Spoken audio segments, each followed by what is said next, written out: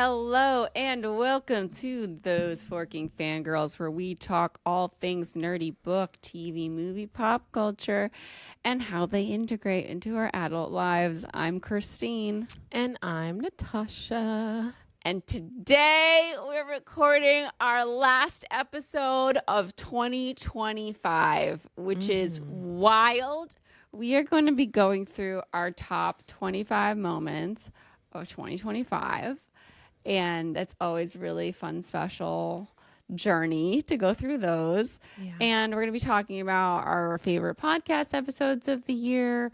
We'd love to hear from you about your favorite podcast episodes of the year in the comments, on Spotify, on our Instagram, on YouTube, wherever that may be. And our kind of some of our highlight podcast moments of the year that we really remember. And it's going to be a whole fun, reflective time. Always a reflective time. But if you guys just want to skip right to the main discussion, you can do that if you want. There's a timestamp always in the show notes, but we are going to move on into what right now? Christine, what do we have on the news today? On the news today, well, Taylor Swift dropped episodes 1 and 2. Of her documentary, The End of an Era docuseries. And they were glorious. I loved every second of them. And she's watched it twice. I have. Well, I haven't finished watching the second episode twice, but I've watched the first 1.5 twice and loved them. Highlights. I really like getting to know people who were on the tour with her, like the dancers, and getting to hear from Cam, getting to hear from Amanda, getting to hear from just all these people who were just like dancers on a screen or like images we saw in passing. It's been really special.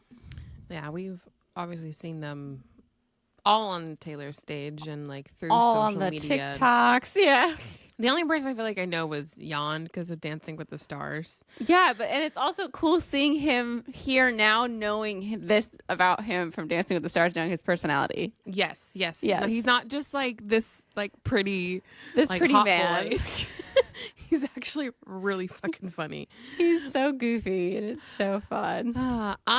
They're only coming out 2 a week. So is it 2 a week? Because someone said 1 a week at our friend miss, and I was upset about that. I think it's 2 a week. Disney is the worst about releasing things. They always do 1 a week. HBO is the worst.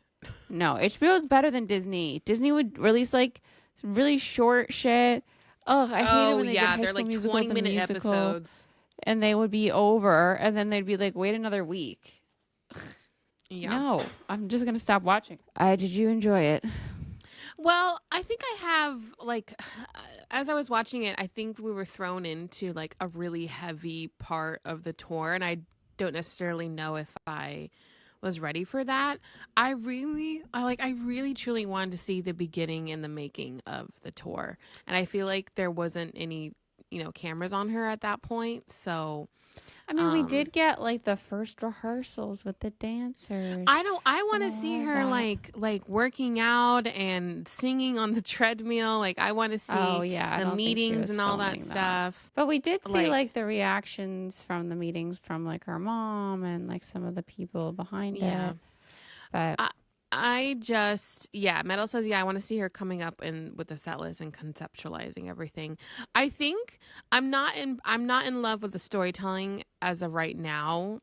With the documentary, like I don't really feel connected to her. I definitely feel like a connection to the process, and I love seeing all the extra stories. But I feel like we're being shown a lot, which of course is like the doc. You get shown a lot of things, but I don't know if I feel her, like her story. I feel like with these documentaries, I think they're always thinking about it from the perspective of somebody who doesn't know Taylor Swift at all. They're not thinking about it from our perspective. They want to show people and bring them in to this woman that they don't think of as a person. And I think this first episode was really the intro for those people to get to know her and see that she's an empathetic human being.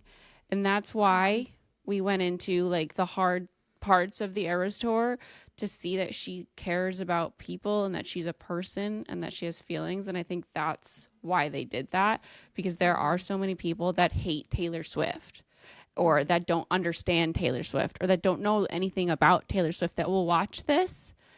And because I felt when I watched Miss Americana and the Heartbreak Prince, or Miss Americana, what the fuck was her other documentary? I felt very... I think it's just Miss Americana. Miss Americana. I felt very disconnected and like I wasn't getting anything because I knew all this stuff for the most part.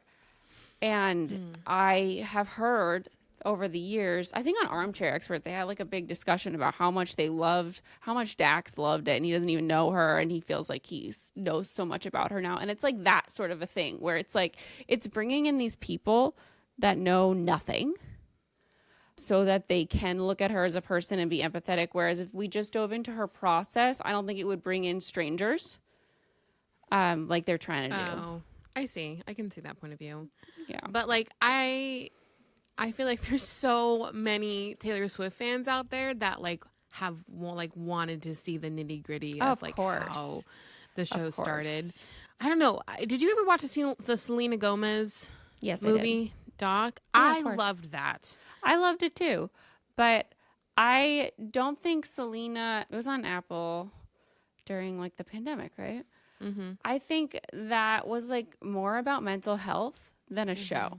And it came at it from a really different angle than we're coming That's at really true. this. Yeah. Yeah. We're coming at this as like, this is, the highest grossing tour of all time. Yes. How did she do it? How did she take on the weight of it? I mean, I think my favorite highlights from it was the bonus part. I didn't understand what was happening when she was like, I've just been writing notes for like 2 weeks. Oh, if you watch it again, because I did watch it for a second time. It does say they do say that she's like, it's bonus week. Like she says it. We're just in a room full of people talking, so it's like hard. You miss things. Maybe I gotta watch it again. I also love the Florence and Machine part. Like yes, I love that too. I love the collaborative moments. Like I loved seeing her with Ed and singing Everything Will Change Together, and I loved him like showing her the riff on the guitar. And then like picking up her guitar and doing it and then handing it back and letting her do it. Like there's these little moments that are such gems. And a lot of people gasped when they saw Taylor writing because she writes like a gremlin with like her pen in between her knuckles. I feel like it got overshadowed by obviously like her generosity, but she was writing like, I want to say like this. Like, Yeah, it was just she was very ripping straight. it harder than that. It was like this. Was it in between? No, it was in between these knuckles, and it was like she was writing like straight up and like this instead of like, because I don't know, I write like this. Yeah, we're like very tilted. Yeah, because they really drill it in us in school. I mean, at least for me, I remember being someone coming over and putting my hand like this over and over again in kindergarten. Yes. She writes this like is that. What I was thinking, because she has to sign so many things.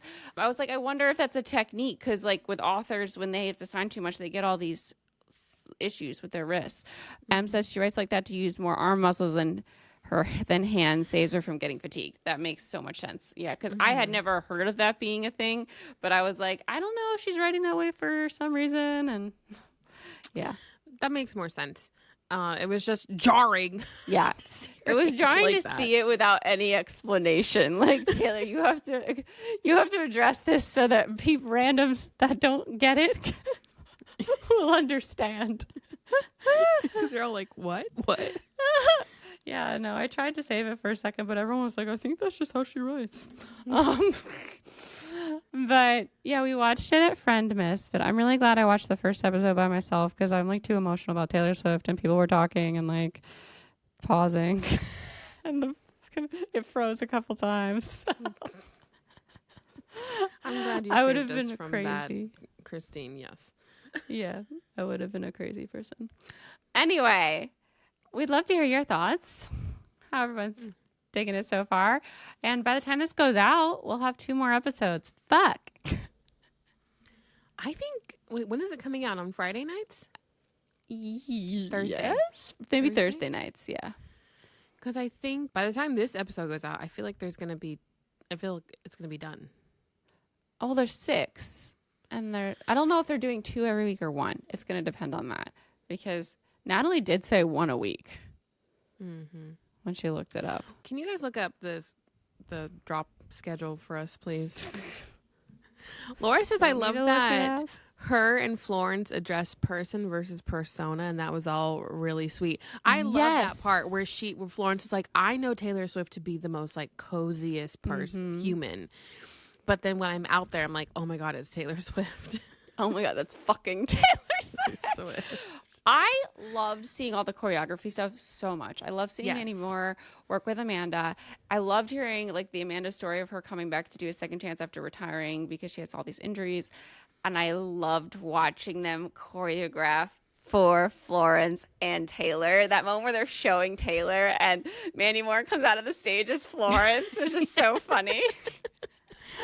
Okay, Laura confirmed 3 and 4 next week, 5 and 6 the week after. Okay, so, good. Yeah. We don't have to wait forever. So this episode comes out on the 26th, so it'll all be out. Yeah. So we'll talk about that in January. Yes. All right. What else do we have on the news?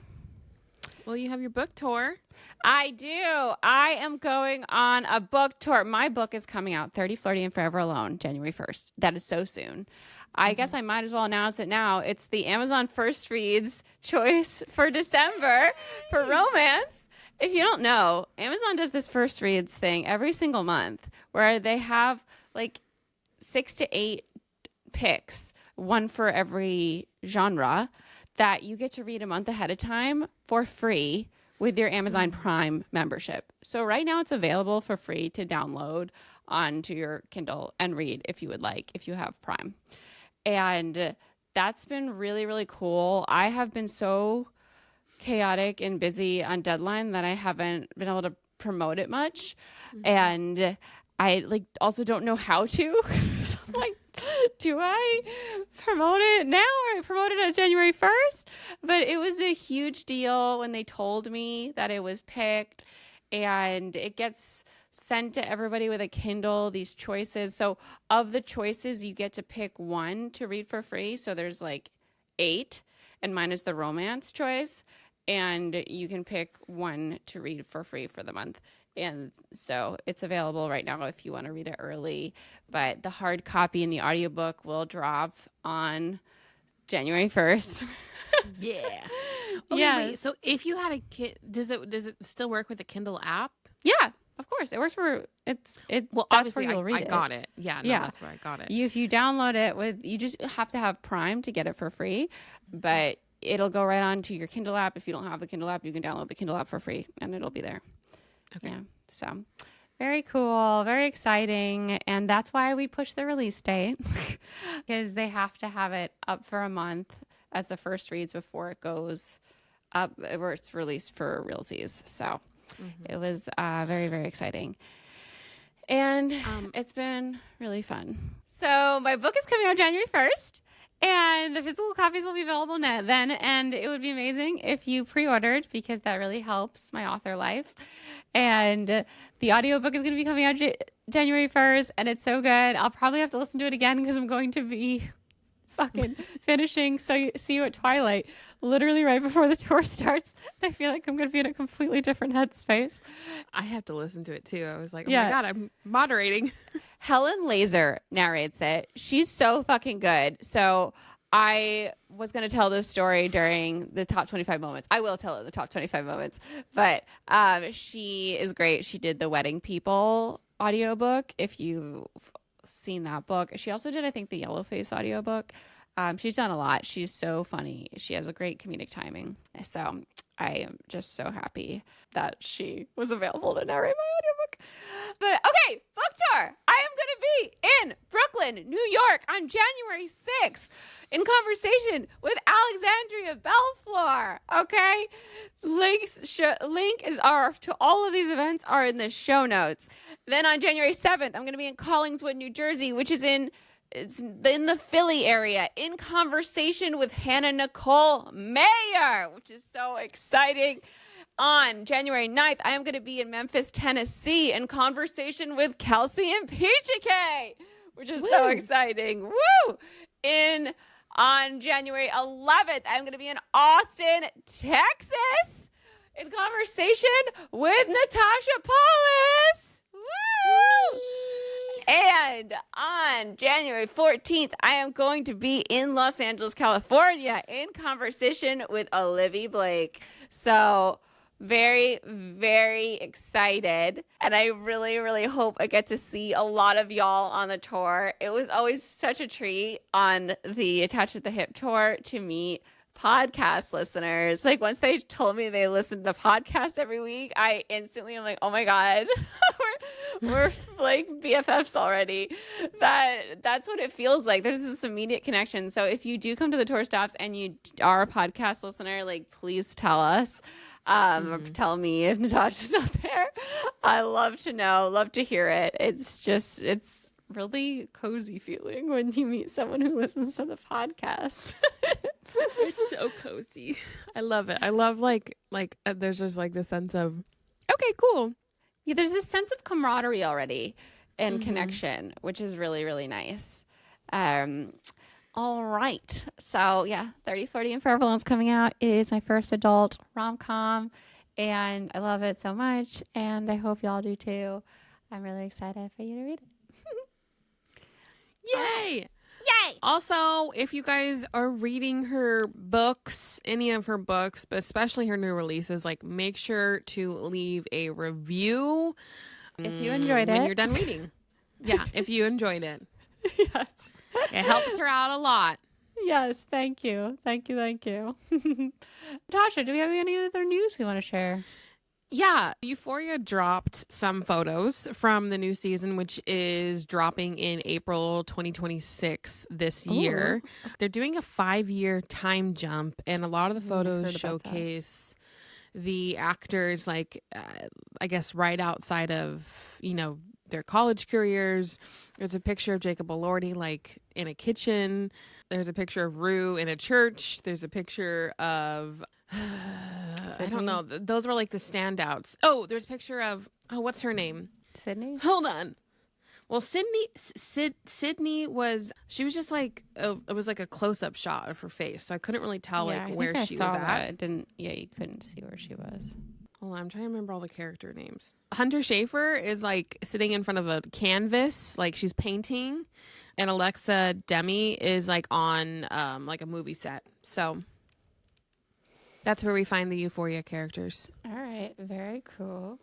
And I don't know if you saw this, but Helena Bonham Carter is in early talks for a starring role in The White Lotus season 4. That's wild. And I would love it if she did that. Love, love, love. Me too. And what's really cool about The White Lotus is Mike White pays every single person the exact same. Oh. Every actor. Every actor gets the same nice. payment. And they're just like excited to be there. That's so fair nice. wages for all. Speaking of the payment, we kind of brushed over the bonus part For Taylor Swift, we talked about the writing, but like I immediately I was like, this is really cool to see. And then I was thinking about like, oh, people are going to be like, ugh, why is she having to like share that she does the bonuses? And then I was like, well, because no one fucking does this. And it's such... No, she's trying to set a precedent for other artists. And not just artists, but all Other other people who have... to treat their or crew, billionaires who have fucking companies who do thousands of layoffs every single year. And they keep all the money for themselves. So anyways, I just wanted to comment on that. Yeah, she's trying to set an example. In other news, Heated Rivalry got greenlit for season 2 already. Nice. I saw that. Yes. Only 4 episodes in. I got the first sex scene. I guess we'll talk about it in the other section of this podcast. We keep jumping around. I know. Should we just do a real quick recap of the top news moments of the year? Yes. Okay. For us. Well, for us. Okay, this is the top news moments in pop culture for us.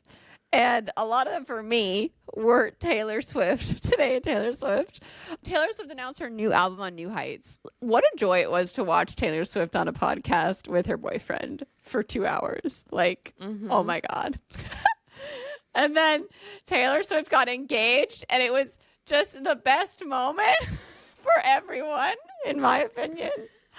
In my circle, everyone was joyous. Oh, that was the best news ever. Yes. And then when Taylor announced the 6-part docuseries, that was also a huge moment. And at least for me, I felt it in my heart, in my gut. I was so happy. Yes. What about you, Natasha? What are your top news pop culture moments? Jonathan Bailey getting the sexiest man of the year as the first openly gay man. Yes. So good.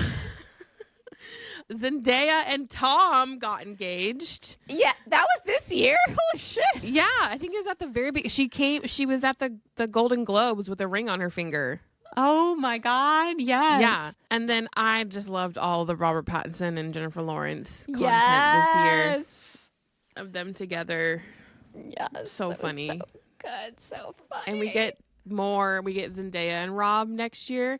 By the way, Zendaya has, I think, 4 or 5 projects coming out next year. Wild. Spider-Man, Euphoria, Dune, the drama. I think there's one. Oh, and the Odyssey. Wow, they're all really culminating at the same time. That's wild. Yes.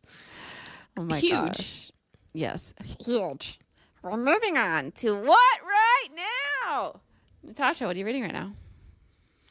I started Nectar of the Wicked by Ella Fields. Okay. And it's a marriage at convenience story, and I found a recommendation via Reddit, and it's really not my favorite. So I think I might be DNFing it. It's just a lot of, I feel like it's just going to be like a smut book, and I'm not looking for that right now. I'm looking for like a sexy book, but with plot. Nice. Okay. So, yeah. All right. But it's like a fairy. It's set in like the fairy world, and this like winter fairy like finds this changeling and decides that he's gonna marry her. Yeah, that's how. Cool. That's the plot. I'm reading See You at Twilight, my 5th book. But you actually are. I actually am. I want to read it. I'm excited for you to read it, but like I just stumbled across a section that annoyed me so much, I put it down and picked up the fucking document again. Oh my God. And started rewriting it. I have to finish rewriting that scene. I was like, was I asleep writing this? Oh honestly, God. I probably was tired editing it because I'm just like, basic sentence structure was annoying me. So like sections like that will be smoother when you get it in January. Okay. Yes. I don't want anyone to think of my book and think of this section that has fucking fucked up grammar and pacing. You're right. Yes. Because then I'll be like, wait, this part, and you're gonna be like, I know. I'm gonna be like, it's a rough draft.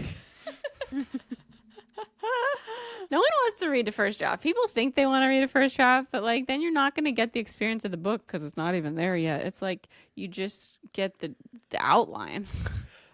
Yeah. And sometimes the outline's not even what it's going to be at the end. It's still a ball of clay. What have you been watching on TV? Oh my gosh. I started watching Chad Powers. And I know not everyone's in love with Glenn Powell doing character acting, but I am.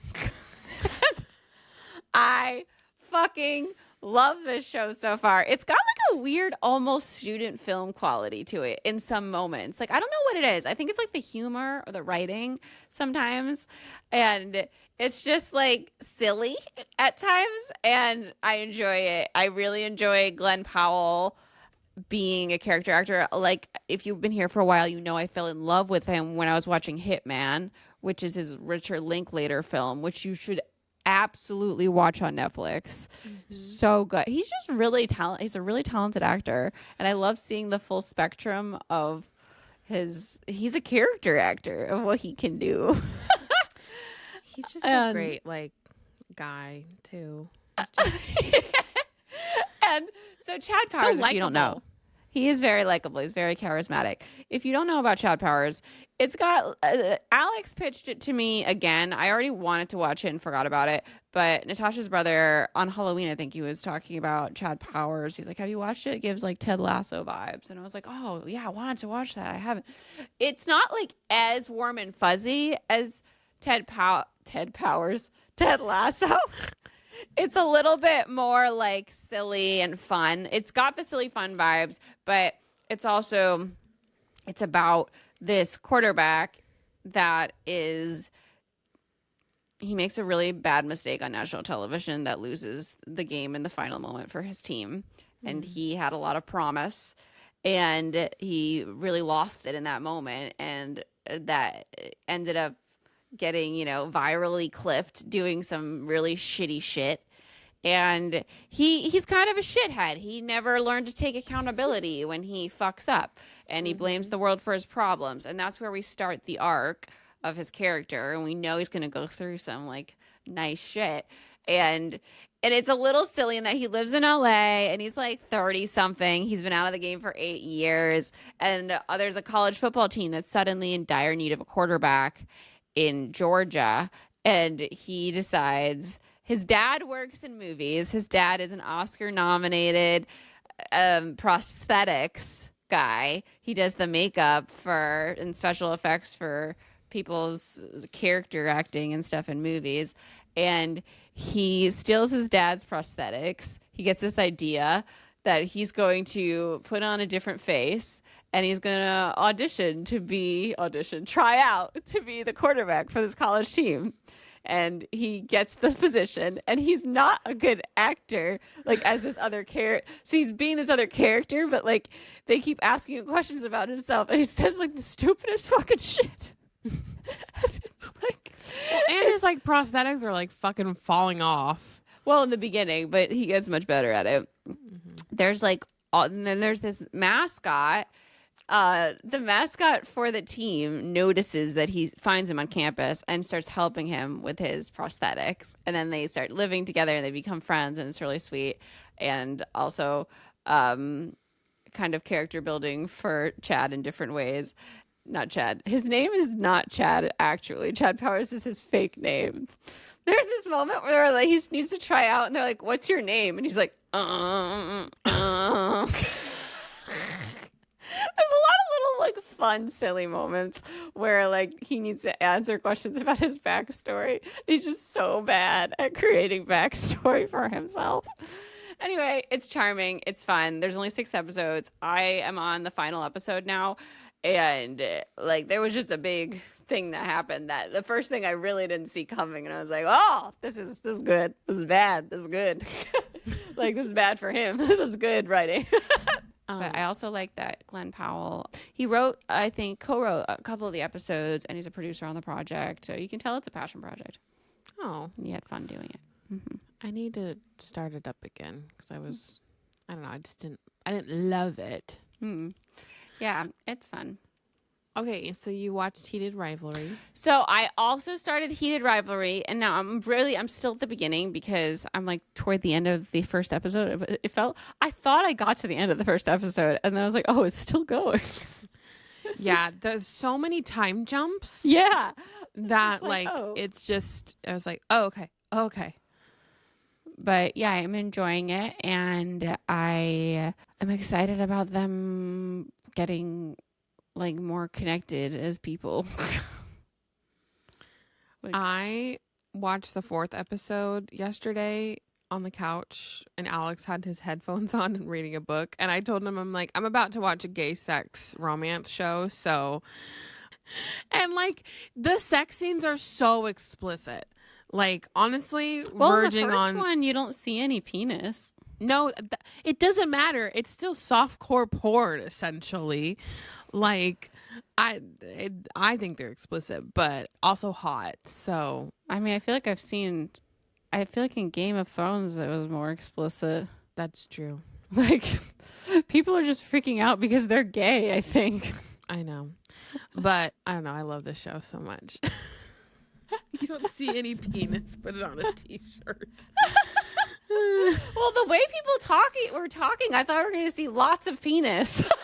No, I think it's just like... It's tastefully done, guys. Yes, but like Also, we usually in sex scenes, like, at least for me, like in romance novel, like romancy type of movies, like they always have like music over it or like it. But this is just like we're hearing all the sounds. He's being talked through the whole thing, which is, I feel like that I'm like, oh, okay.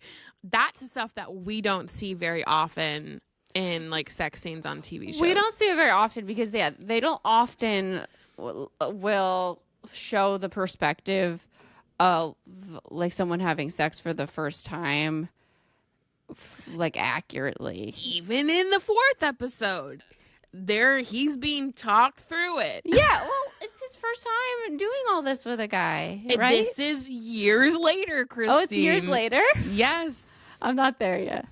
Yeah, the show starts in 2010, and right now I think we end in 2016 or 2009 and 2016. Oh, I'm excited to watch more. Yeah, and that Russian guy is not Russian. When I heard him talk, I was like, whoa! He has just a regular American accent. He's from Canada, I think. I was not prepared for his normal accent. I love it. Honestly, like, I thought it's my Russian. favorite accent to do, and I understand how he can do it well. Yeah. Hollander, come here. Sit down. Take your pants off. Isn't his name Hollander? Shane Hollander or something? The Canadian player is Hollander. He's Ila. Oh yeah. Ila something. Roshkov or something. Roshnikov. Anyway, I'm excited to watch more. They've got great chemistry. I'm excited. Mm-hmm. All right. Any movies this week? No. All right. I watched Merv and was so disappointed in this movie. This is with Charlie Cox and Zooey Deschanel, and it's about this dog that they share. They're broken up, but they were together for 10 years. They own a dog together named Merv, and he's depressed because they've been separated for 6 months. And this movie is like the definition of Hollywood catering to people on their phones when they're fucking watching anything. Like, the dialogue is crap. They're just like talking about nothing. I mean, when they talk about something, it's nothingy. Nothing is funny. It's so clunky. The pacing's all over the place. The chemistry feels forced. I'm confused about why this is. The plot of this movie is the dog is depressed. They take him to the vet, and the vet's like, they're depressed. If he doesn't get better in 2 weeks, he needs to go on Prozac. Bum. Like, okay.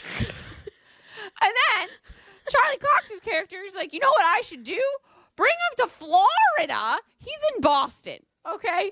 Bring him to Florida because he hates the cold, to a dog hotel. And I, as a dog owner, know that it is so stressful to have a dog on a plane. The dog is stressed out on a plane, and it's a big dog. So you can't take him on the plane unless he's a service dog. And they just skip right over the plane, and they're in Florida. And I'm just like, this is so unrealistic. I can't even suspend my disbelief. I'm annoyed. That poor dog had to go under the plane. And then they're at this dog hotel, and I'm just seeing, when I see all these dogs in one place doing stupid shit together, I'm just seeing like dogs getting whooping cough and disease. Kennel cough. I'm just like, this must be a breeding ground for horrific shit. Of course, the dog beach is so fun, but then Zooey Deschanel shows up, and like, it would be cute if there was good dialogue happening, but there's no good dialogue. I finally turned it off at like the 35-40 minute mark because I was like, I'm wasting my life. I don't want to watch this. I'm sad. And I also started watching Dead Man Wake Up, the new Knives Out, but I was too tired, so I got like half an hour in, and I was like, I'm falling asleep, and I cannot fall asleep for this movie. Yeah. So this is a really different setup, and I really like it. There is a Catholic priest played by the guy I really liked from Challengers, not the blonde one, the dark-haired one. And what the fuck is his name? I just looked him up. Josh, maybe? Oh, Yeah. The guy who played Prince Charles In what? in The Crown. Oh, I didn't know that. Anyway, Josh O'Connor. Yes, I think that's him. All right. So he's the lead priest, and he used to be a boxer, and he punches a dickhead in the church. Like, he punches him, and then he gets relocated to this little town on an island, and this creepy-ish church, okay? And at this church, it's being run by this priest who is really unsettling, and he is really violent about his homilies and stuff.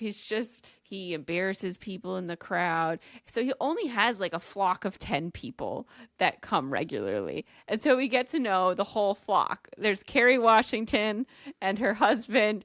There's hot priest from Fleabag, Andrew Scott. Yes. He plays an author, and there's just like every name in the book is here. Oh, that's how it always is. Yes. And then he drops dead after threatening the new priest, right? So threatening new priest Josh O'Connor. And then he drops dead. And of course, everyone thinks it's the new priest. And the policeman is Mila Kunis, who comes to investigate. I was just like, what's happening? There's so many is people. Daniel Craig in it? No, not yet, at least. I only he's in it. I only made it like 25 minutes because I was falling asleep, like I said. But I'm excited to watch it when I'm awake. Like, you have to pay attention so you can uncork the mystery before they do. Anyway, I'm excited to watch more. Let's get into our top 25 moments of 2025. This is a big episode, all right? But before we do, we want to take a second out there. Thank all of you guys listening. We are so grateful to have you as part of our lives, for you to let us into your lives every week for 2 hours. Thank you so much. Thank you, guys. We hope you had a lovely, or you're having an amazing holiday season and a wonderful new year. And we just want to remind everybody that you can follow us for free in your favorite podcasting app. It really helps us out. The show gets delivered to you every single week. We're on YouTube, youtube.com/@thisworkingfangirls. If you like to watch the show, you can subscribe there for free. So that gets delivered to you every week. And we have a Patreon. And if you love the show, we would love for you to check out the Patreon and consider supporting us in a bigger way, because that's what allows us to do the show. And we are so grateful for your support over there. If you're already a patron, like, you are the reason the show is still running, why we can keep this on the air. We love all of y'all.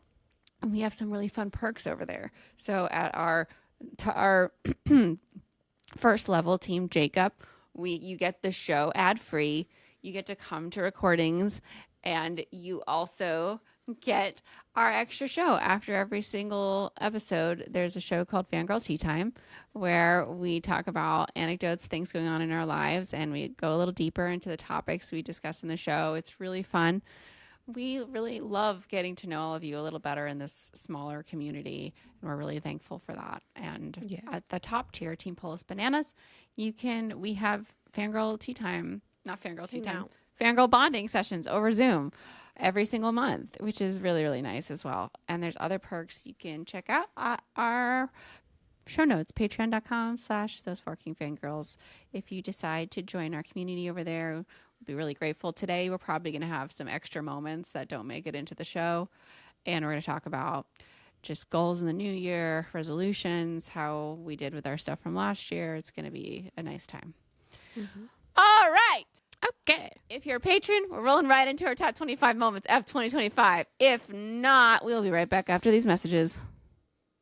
All right, we're back. Natasha. Dun, dun, dun. So excited to talk about our top 25 moments. I have so many fucking moments that I wanted to highlight. Like, so much happened this year that was really, really great. And even though it was a rough year, there were a lot of bright spots. And I'd love to hear what's first on your list. Like, number one top moment? Well, no, it's not like a countdown like that. Okay, I think like the beginning of the year, I was like going back to the beginning of the year. Yeah, let's start at the beginning. One of my favorite times. It was literally the first week of school, and then I had my first weekend. And we all went to the Onyx Storm midnight release party. Yes. And it was Christine, me, Taya, and Chloe. And we all got like dressed up in like our leathers. We went to a Mexican food place beforehand and had dinner.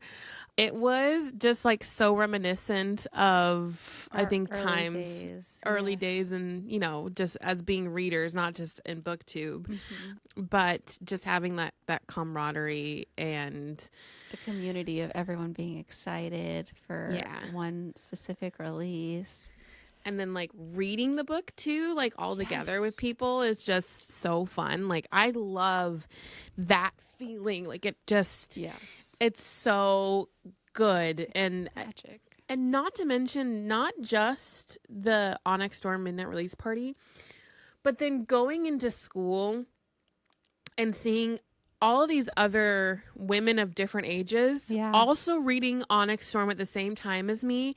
And it gave me the opportunity to make new friends and talk to people and have this like shared common thing to talk about. Yes. Yeah. And it was so, because I mean, I finished it pretty quickly, and then I got to like revisit all the parts with all these other girls who were reading. There's about 5 people like at my school who were also reading it too, and we all had our books out, and like on our desk, and it felt like I was back in high school, like reading the Twilight books or reading the Mortal Instruments books. Yeah. No, it's so magic. Like you can't underestimate the power of a good release and how it connects people in a fandom. It's really, really beautiful. Like gave me the chills just thinking about it again, how we all went together and even got dressed up, and there were so many people, and I loved everything that came out of that. I loved reading that book. I loved making a video about it. I loved that we got to talk about it with the fantasy fangirls on the podcast. Oh yeah. It was so fucking fun. It was a great time. Can we get another big release, please, soon? All right. Well, I went all the way back to the top of my year to just, I didn't want to miss any moments. And I have number one is on January 1st, I was still home in New Jersey, and my mom digitized all of our home movies a few years back, but we haven't gotten to go through all of them because there's so many. And there's this moment, I had it in one of my carousels, a little bit of it that I posted at the top of the year, but we were watching this home movie from Halloween in like, I had 2005, 2006, and Olivia was Abraham Lincoln. She comes on screen, and we were just laughing hysterically. Like, I was cry laughing as she walked around in her stupid fucking Abe Lincoln costume. And just like knowing who Olivia is now, and then seeing her in this Abe Lincoln costume where you wouldn't even recognize like a beard, and she's like a 12-year-old, 11-year-old girl, like this high hat. Oh my God. It was so funny. And I'm so glad that we have it. I have the clip of it because Olivia was filming it. And you just like hear her and me just like hysterical. Wait, together. Did you share this on socials? I did. It's in the carousel from like the first week of January or over Christmas. But I started putting together a folder of the moments that I do have video from of the top moments of the year. It was really funny. And Brian seeing it for the first time, her husband, he's like, oh my God. I got to go back and reference this. Yeah. All right. What's the next one for you? Oh my gosh. Well, we started a women's group this year, and that was our goal was to meet together once a month and have like intentional conversation. Because I felt like a lot of the times, like our friends, we are just going to events. We're going to Disneyland. We're going to birthday parties and stuff. But like having that like hangout session where we are just getting together and being intentional and having conversations was something that I felt like I was missing, because I used to do it a lot like at church and have group like that. So I put together like questions. We tried to do it. We almost did it every single month, but we skipped a few months here and there. It petered off toward the end of the year when it got busy, but Yeah, we did have a lot of beautiful sessions. yes. I think my two favorite sessions is in March at Natalie's birthday party. Yeah, we all got dressed up in Alice in Wonderland. Yeah, so that was the theme. And then afterwards, we did the women's group and everyone cried. You go into it with just like everyone cried. But that made me feel, I was like, yes, everyone cried. Makes you sound like Monica Geller when she's like, I want to give the toast and I want everyone to cry. And then they don't cry because you say it. Yeah. That's me. It was very much like the first women's group. It was hard for some people to open up because it's hard. Opening up is hard. We're more used to it because we are on this podcast sharing all the time. We've been on the internet sharing for a really long time. And it's hard at first. So that first women's group was like kind of just getting used to the environment of this type of conversation. And then that second one was really beautiful because everyone shared these really deep inner feelings and thoughts about themselves and like stuff in their lives. And it was our first time hearing those sorts of things from a lot of us, from each other. And the whole women's group throughout the year has been really beautiful in solidifying these friendships because now we have more backstory on each other and we understand each other better, which has been really nice. And I'm really glad you started that. Yeah. I think like just for like our listeners, if you guys feel like you have like a group of friends and you feel like, oh, okay, we're just kind of going to these events together, like maybe set a time where you all get together and like share intentionally or like have an activity behind it. Like my favorite times with friends are when we're just like hanging out, watching a movie or talking. Yeah. I just love talking. And well, talking is like how you form stronger bonds and get to know each other, and like, yeah, it's important. Yeah. I definitely like, I have all the questions. So like, I think I'm going to probably put them together in like a doc and just like release it so people can have like this guide of, you know, talking through like a women's group, because there's so many like faith-based ones, but there's like, we have a lot of people who aren't religious and who don't have that background whatsoever. So I just kind of wanted to make it so it's accessible for every single person. Yeah, no, I think that's really nice. So people can do this themselves. Because it's hard when there's no template. Metal says, as an emotionally closed off person, going to a group hangout where my friends are all trying to get me to cry is my worst. Okay, this is the thing. Like, she's framing it like she's trying to get, like, everyone's trying. No one's trying to get anyone to cry in these things. We're just talking. We're just trying to create a space where you feel safe. Natasha just frames it when she talks about it this way. Because it's a success if people do cry, but it's not what my intention is whatsoever. That's not the intention. She's not trying to make you cry. My intention is for people to feel safe enough to open up. Open up, yeah. And to get to know each other better, to understand each other better, and to help each other through like hard shit that they're going through. Because if you don't know, then no one can help you if you're not sharing, you know? Yeah. Yeah. So it was really beautiful. Do you have another favorite session? I put down the one from Alice in Wonderland, and then my other one was Kayla's birthday, I think, when we had the tiramisu after. And then let's just talk about how tiramisu took over our lives. It changed Christine's life this year because it reintroduced you to coffee. Yeah. I mean, it's hard to understand that I had been already really thinking about tiramisu a lot because of my book. You'll understand when you read it. Yeah. And then to have it at Kayla's birthday in front of me, I was like, I haven't eaten it in a long time. And I'm excited to eat it because it's the lore of my new book.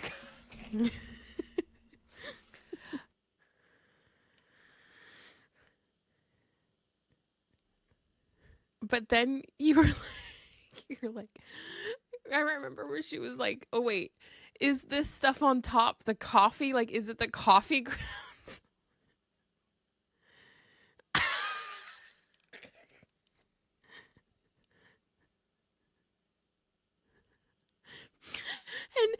And later, because we're driving home, she goes, wow, I'm really feeling it right now. And then she's like, the top of it, that was all like coffee on it. I was like, no, babe, the lady fingers are soaked in espresso. And I was like, well, I can feel it. I was sweating like immediately. I hadn't had coffee.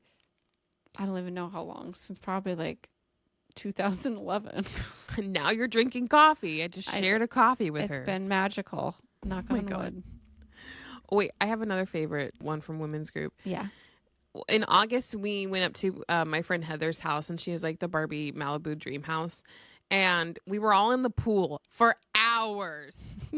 And her husband, Cole, who is the sweetest man ever, he does our music. He was serving us like queens. It was just so wonderful. Really nice. He would made bring the drinks to the edge of the pool. He made a whole menu because he was so excited about this. Yes. Of different drinks that he can make. And he presented it to us. Yes. And he made us bread. And he made us homemade bread. Yes. That we like devoured at the edges of the pool.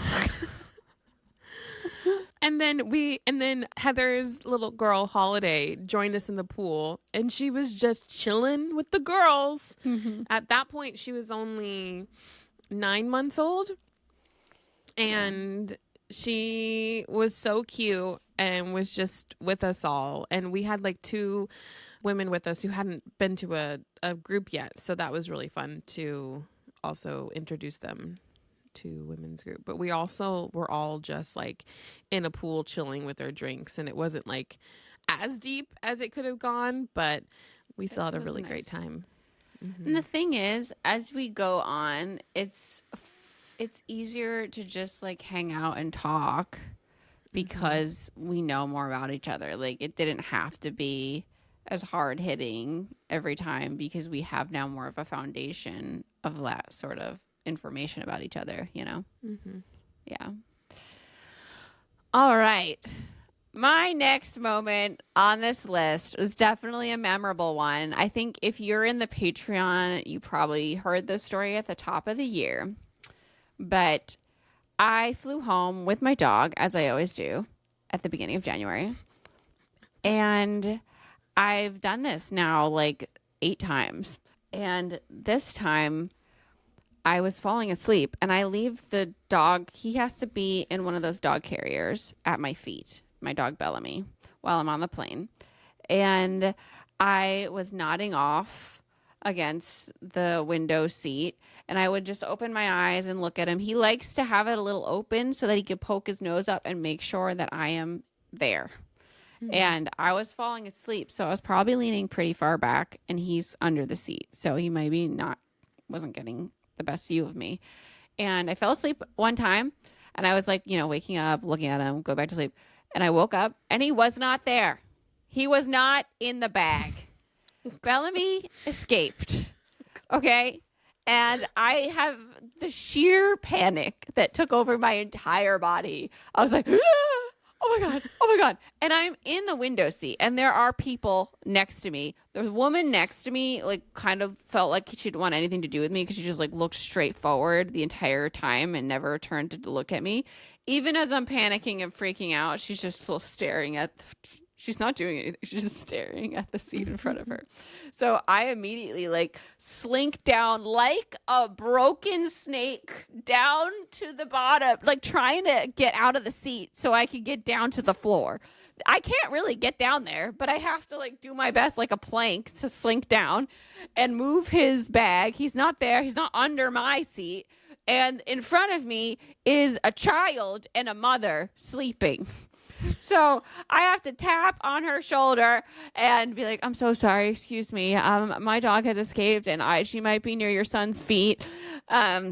So she dives under the seat in front of her son's seat and comes out with Bellamy in her arms. And my poor baby must have been so scared. I don't know how long he was under there. And she picks him up like the Lion King over the seats and gives him to me. And I settled down with him. Simba. I know. I settled down with him shaking in my lap, and he won't go back into the fucking bag. And I always get so anxious when he escapes. He's escaped the bag before, but he's jumped right onto my lap, you know? And then I've been stuck with him on my lap, and I can't get him down into the thing because he puts out all four arms like a guy in a chimney. So I can't put him down because it's so cramped in there. He easily can have all four arms out and prevent me from putting him down. You need like two people to like grab him. And I know. Shut him in. Oh my God.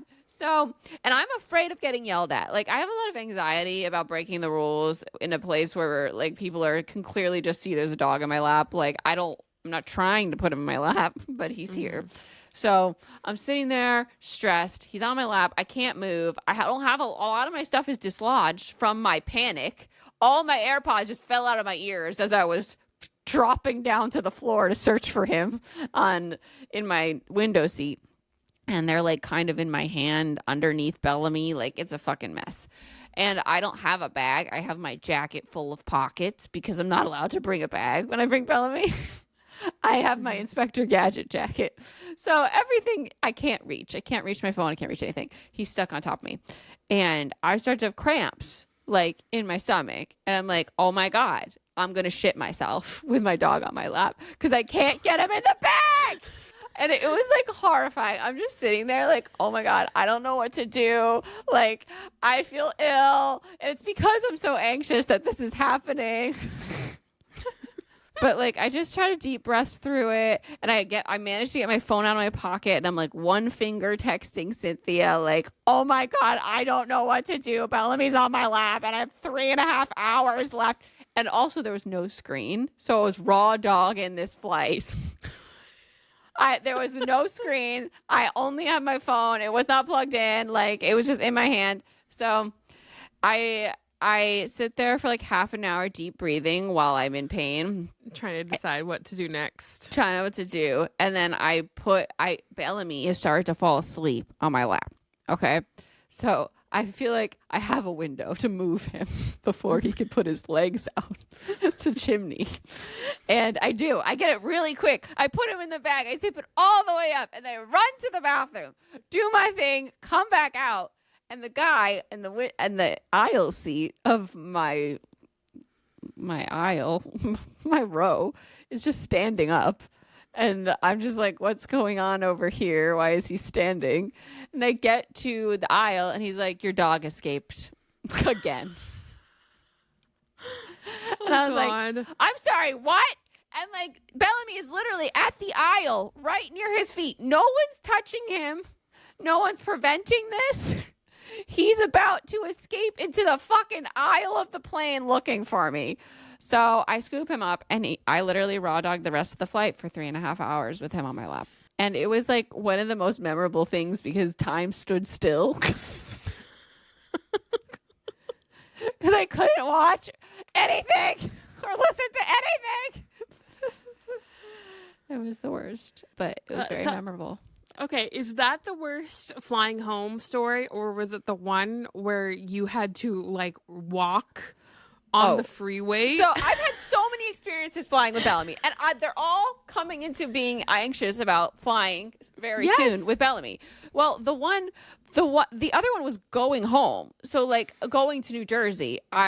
This happened a few years ago, and it made my list where I left 4 hours early so that I could be there 3 hours early, and I literally was stuck in gridlock traffic a mile out from the airport to the point where I was going to miss my flight if I didn't get out of my Uber and walk to the airport with 2 bags and a dog in a bag and a backpack. Oh my God. Like crazy. That story lives in my head rent free, and I do tell it to people very often. Like, people don't understand though. Like, I had to go over an overpass. I had to climb up like 25 steps, and thank God some random helped me. It was nighttime. Like, there weren't many people on the street. Like, I was on a major highway. And then was that the same night where like the same time where they wouldn't let you fly? Yes! Or like, because I get there and they're like, he's too big for a bag. He can't fly unless you can get him to stand up and turn spin around while the bag is zipped. What dog stands up and spins around on command inside a fucking travel bag? Anyway, so I am going to leave like 5 fucking hours early for my flight because it's the same time as that flight was. Like, I never want that to happen again. But that was not on the plane. That was on the way. And this one was on the plane. So my pro tip, if you have a dog that's an escape artist, is to bring a carabiner to put through the 2 zippers so they can't open, because he knows how to open zippers. And I forgot about this because that had been a year before he had see it, like I'd watched him escape a bag. What else is on your list? The Pride and Prejudice ball. Yes. Okay. Also, So y'all know that Pride and Prejudice is my favorite movie of all time. And when this ball got released, it was for the 25th anniversary of the Pride and Prejudice movie. And I got a press release in my email. And I was like, oh my God, I'm going to this. And I texted the girls group chat. I was like, who wants to go with me? I'm getting 2 tickets. I don't care. No one responded back to me. And so I immediately bought 2 tickets. I was so excited. I was like at school, and I tried to email back. I was like, hi, I'm coming. Let me know if you need me to do anything content wise. Love to do it. Whatever. yeah. And so at that point, I didn't really have anyone going with me, like possibly Natalie. And then the next week, 3 of us I got an invited. email to invite it. And I was like, Natasha, wait. And I was like, well, shit, wait. I have to return these tickets now because I got invited. Christine got invited. Wait, that was it. It was just you and I got invited, right? I think so. Yeah. Because we brought 2 people. Yeah. We brought Becca and Natalie. Mm-hmm. And that day was crazy because I left early. I was at school. I did Becca and Natalie's hair, got home to my house. And while I was getting my makeup done, Natalie was curling my hair. Natalie lent me her dress to wear, this white sulky dress. And then we drove to the ball, Pasadena. met Christine there. Yeah. But then Christine, I remember we were like, oh, what are we going to wear? Christine, what are you going to wear? And she ended up we were looking at terrible Regency gowns. dresses. I just hate Regency gowns on myself. And I didn't even think about being Mr. Darcy because I never have liked him. So I've never thought about dressing as him. And then Natasha was like, why don't you do Darcy? And I was like, why don't I do Darcy? And it was so fun. It was the best. Then we were like, well, okay, well, Christine, I guess it's just always going to be the gender bent version to our couples cosplay. I always want to be the gender bent version. It's so great. It's so much more I'm just so much more comfortable in not wearing dresses to these. You looked great. And Thank yes, you. as Laura said, it was iconic. And this ball was so magnificent. It was held at the Pasadena Langham Hotel, and all the ballrooms were being used, and it was used for this event. For this event, yes. It was all for Pride and Prejudice, and it was awesome. Because there was I think there's a group of us that were invited, and then obviously it was open to the public because I got tickets, and everyone was dressed up. Everyone was in theme, in character. Yeah, I got on a shuttle with a million Janes. Not Janes. Wait, what's her name? Elizabeth Bennet. Elizabeth Bennet. Why did I say Jane? And every room, we entered in, we got champagne, we took pictures, and then, we're just being shown all these different ballrooms. There was a ballroom with the dancing and the music, and then we got to the food. The food was a huge ballroom full of fancy meats and fishes and potatoes. Boiled potatoes. It was amazing. They had a whole ice bar with oysters, which I didn't touch. That scared me. But then they also had a whole dessert bar with chocolate fountains of different colors and styles. Cakes and pastries. And it was great. It was exceptional. Mm-hmm. And I don't think I will ever attend something as lavish as that ever. Like, we didn't even get to explore all of it. Like afterward, we realized there was a huge, beautiful balcony through the ballroom to the dancing area. There was like a bar out there. Like, we didn't even know. But always, like, my favorite thing about balls is like that the fun dancing. And now that we've gone to a bunch, we have some of these moves down. You know? Also, we bring the dancing. But not only that, the composer or the pianist, Yusei Tibet, something like, I think that's his name. He was there performing, and that music just like filled my body. And because I love the score, and so many people love that score so much. Like, it is sweeping, it is beautiful, and being able to hear it live, I was brought to tears, like chills. It was everything to me. So yeah, that was wonderful. That whole ball was so. And then when Christina and I got to I showed her a picture of Darcy and Elizabeth on this bench, and I was like, we have to recreate this. Yeah. And there was like the most perfect bench to recreate it. And it was great. It was great. Yeah. All right. I'm going to do these two together, my next two, because they're the first one's kind of quick. But I finished the first draft of my fourth novel on January 6th, 30, Flirty, and Forever Alone. And it's really cool that the book tour will kick off exactly a year from the day that I finished it. Oh, yeah. Which is crazy. It was the most rigorous editing schedule I've ever been on. Like, because I'm with a new imprint, and they do things very much like with the editing, they're like so on top of it. They're like, get back to us in 2 weeks. Whereas like with traditional publishing, a lot of time you'll have a month, and like maybe they'll get back to you again in a month. They'll get back to me in like 3 days. They're like, okay, here's your notes. Next draft. It's like when we get asked to do like influencer stuff, they're like, we need this video by next week. Yeah, it was wild.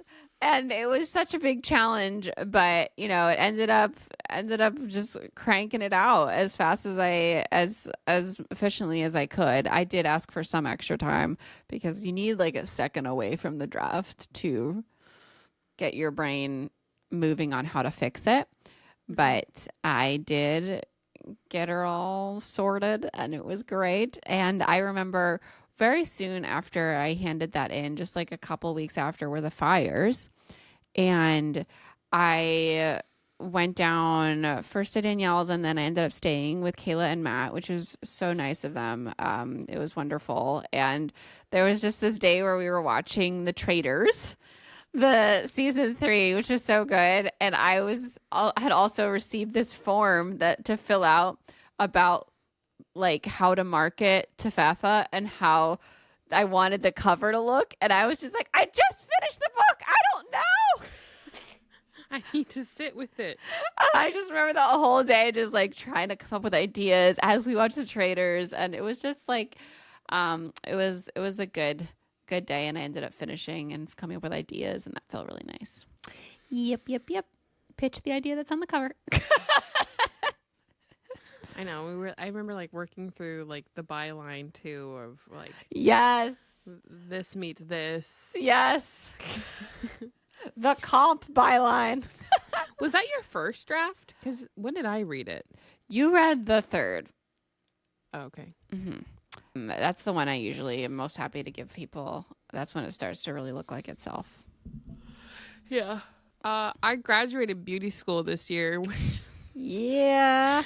It's so weird to think that I was in school this first half of the year, and now I'm not.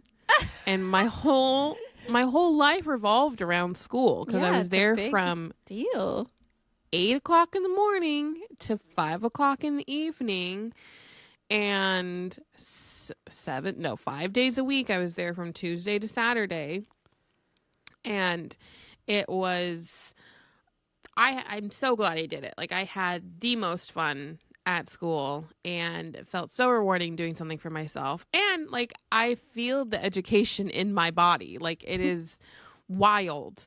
And I'm still learning things every single day. But the week that I graduated was so much going on. I made a whole ball gown for this ball, the purple Snow White gown, like every day after school, which was like a feat in and of itself. Kayla came by and like helped me finish it up, which I was so thankful for that. And my tire popped on the way to school, and I was about to be late to school. And when you're 7 minutes late to school and you get in after that time, you can't come to school. So I was like, no, I can't miss a whole day, because if I miss a whole day, I already told everyone that I'm graduating on this day. And I was having a panic attack as I was like driving on this flat tire, because it popped right as I got off the freeway. And I called Alex and I was like, I don't know what to do. Just in like panic mode. And he's like, it's fine, you can drive on it, just go slow, put your hazards on. And he's like, did you call AAA? I'll call him when I get there. And luckily, like my friend Itzel, her husband, like literally did the whole thing for me. Got me new tires. Obviously, I paid for them, and Alex was in the background, like trying to find them for me. It was great. So thankful for that. But yeah, I graduated beauty school. All my friends came out. And my family. We had brunch, and then I didn't tell anyone that I was gonna take my cosmetology exam. Like I only told Christine and Alex. And because I wanted to surprise everyone at my graduation party. And that was so, like, graduating beauty school was amazing because I was so much time I put into that. Mm-hmm. And then the final of going in, taking my exam, passing it, and then celebrating that was so great. And I just so proud of myself for doing it. Yeah, we're all very proud. You did a great job. Killed it. All right. The fifth moment I have on my list here was so unexpected. So this one Saturday night, I get a DM being like, your book was just on SNL. And I was like, oh, yeah. What? And then so Timothy Chalamet hosted SNL. And I was just like so panicked. I was like, I need to see. I'm like trying to get it up. And it was thankfully already up on Peacock, wherever SNL goes up. And I was able to scrub to the moment. They had this sketch where Timothy Chalamet was like talking on the TV to a class about podcasts or some shit. And the class had bookshelves all along the edge of their set. And all three of my books are in shot at one point on that bookshelf. And it was just such a cool moment. And a lot of other YA books are there. So think that someone who reads my books, or someone who like was in our YA book community, decorated that set, put those books there, you know? And to think that like that of all people, Timothy Chalamet was the episode, because if you read Better Together, you know that Timothy Chalamet has like there's a running Timothy Chalamet joke like in that book. So it just felt all connected, attached at the hip, again but better, and Better Together. We're all just in the shot, and I made a little That's so amazing reel. Yeah, it was just so cool. I was like, oh my god, I want to know who did that. Yeah, I want to know who did it too. Because like Saba's books were there, like Allegiant was there, Veronica Roth's like Divergent series was on there, like all of the big booktube books were there. Mm-hmm. So it was very cool. Yeah. Oh, so good. Mm-hmm. That was so exciting. I think I was in the movie theater and you like sent me a voice memo. Like, Natasha, my box. Yeah, it was such a random thing to happen, and it was so exciting. And I was just like, I need to say this right in this reel. Oh my god. I think, oh my gosh, talk about I feel like our like week of our like SDCC Comic-Con week. Yes, I have which that was written. Yeah. yeah, because I just put interviewing Julia Whalen, but that was all wrapped up into it. Yeah, we had this amazing Comic-Con run week where so much happened in 1 week, and it was all amazing. But yeah, we interviewed Julia Whalen for the pod. We did cosplays. I was the Joker. I was Poison Ivy. And it was so fun because like a group of DC characters. Yeah, Yeah. pretty I proud of that loved her costume. photo shoot. Yeah, the costume was great. I'm proud of my just being the Joker day. The makeup was great. You did it all on your own. So proud of you. I'm really glad you were there to help me with my hair. You had to spray paint it green. We had to spray it green. Yeah. That was like the most involved like getting ready I think I've ever had to do because of the wig and the eyebrow, the Ivy eyebrows and Yeah. And then afterward, we went to the movies. I think you got most of your stuff off, right? yes. My hair was still green. And then someone who, a reader or a YouTube viewer, recognized me afterward, and we took a picture together, and my hair is fucking green. I forgot about that. Yeah, it was really sweet. And she was like, I'm so sorry. I don't want to bother you. I'm like, you're not bothering me. No, you're not bothering me to come up to say, like, I love your video. I love the things you make. Please always do. Thank you. I appreciate it so much. We also got to do a lot of stuff with Outlander. Yeah. Which is like came back around. So nostalgic. So nostalgic. My favorite premiere of the year is probably the Blood of My Blood premiere. Me too. Even though we were starving. Oh, yeah. But like, it was so nostalgic. Mm-hmm. And it brought back all these feelings, and I loved the carpet was nice, and I liked my outfit, and everyone looked great, and they had that whole walkthrough with like the sets. Yes, and all the photos we got to take. That was so cool. And then Jamie was there. Sam Hewen. Yeah. Well, we also met the entire cast of both shows at Comic-Con. Yeah. And I was like really trying. I was the first one online. I was trying so hard. I'm like, this is so crazy. Like, I have like grown up with you guys essentially. And yeah. Yeah, that's what happens when they're on for like a 10-year span. I know. That show meant so much to me. The books meant so much to me. Mm-hmm. And I'm like excited for the final season. Yeah, I want to binge Blood of My Blood. Like, it's so good. And I was on deadline, so I didn't get to watch it. Mm-hmm. And I forgot. Like, while I was writing this list, I was like, I forgot to watch Blood of My Blood when I finished my book. Like, I know. I need to finish it before we do our top TV shows because I need to. Yes. I want to have like a whole. Yes. Oh my gosh. Be on my list. So that night of the premiere, I just have the night of that premiere. So there wasn't food at this event, which is the only bad part of the event, but it was great in every other way. But I was hungry and did not bring a meat stick. And I got back to my car. Were freezing. And we had things every single day. Like we were not sleeping, driving all over Jabib, like 3-hour spans in the car. And we came back from Comic-Con directly to go to this Blood of My Blood premiere. And I was just tired and hangry. I get in my car. I'm like, oh, that was a great event, but I need to fucking go get in and out. I'm done. I'm gonna die. And as I'm backing out of this parking garage, I fucking hit the pole next to the car because I'm so worried about how much traffic is going by behind me that like I'm not paying attention to where the pole is in the parking spot. I was so livid and embarrassed because there was like a line of cars waiting for me to back out, and I was stressed. It was like somebody watching you parallel park, you know? Like they were waiting for me to come out, and I hit fucking pole, and I was like, no! I like hopped out of the car. I was like, okay.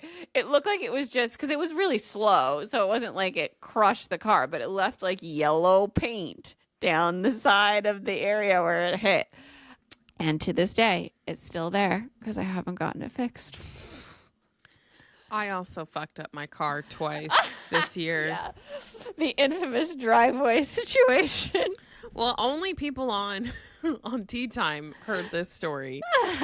But I went over to my aunt's house to help set up the my cousin's graduation party, and I had to go there and craft a whole balloon arch.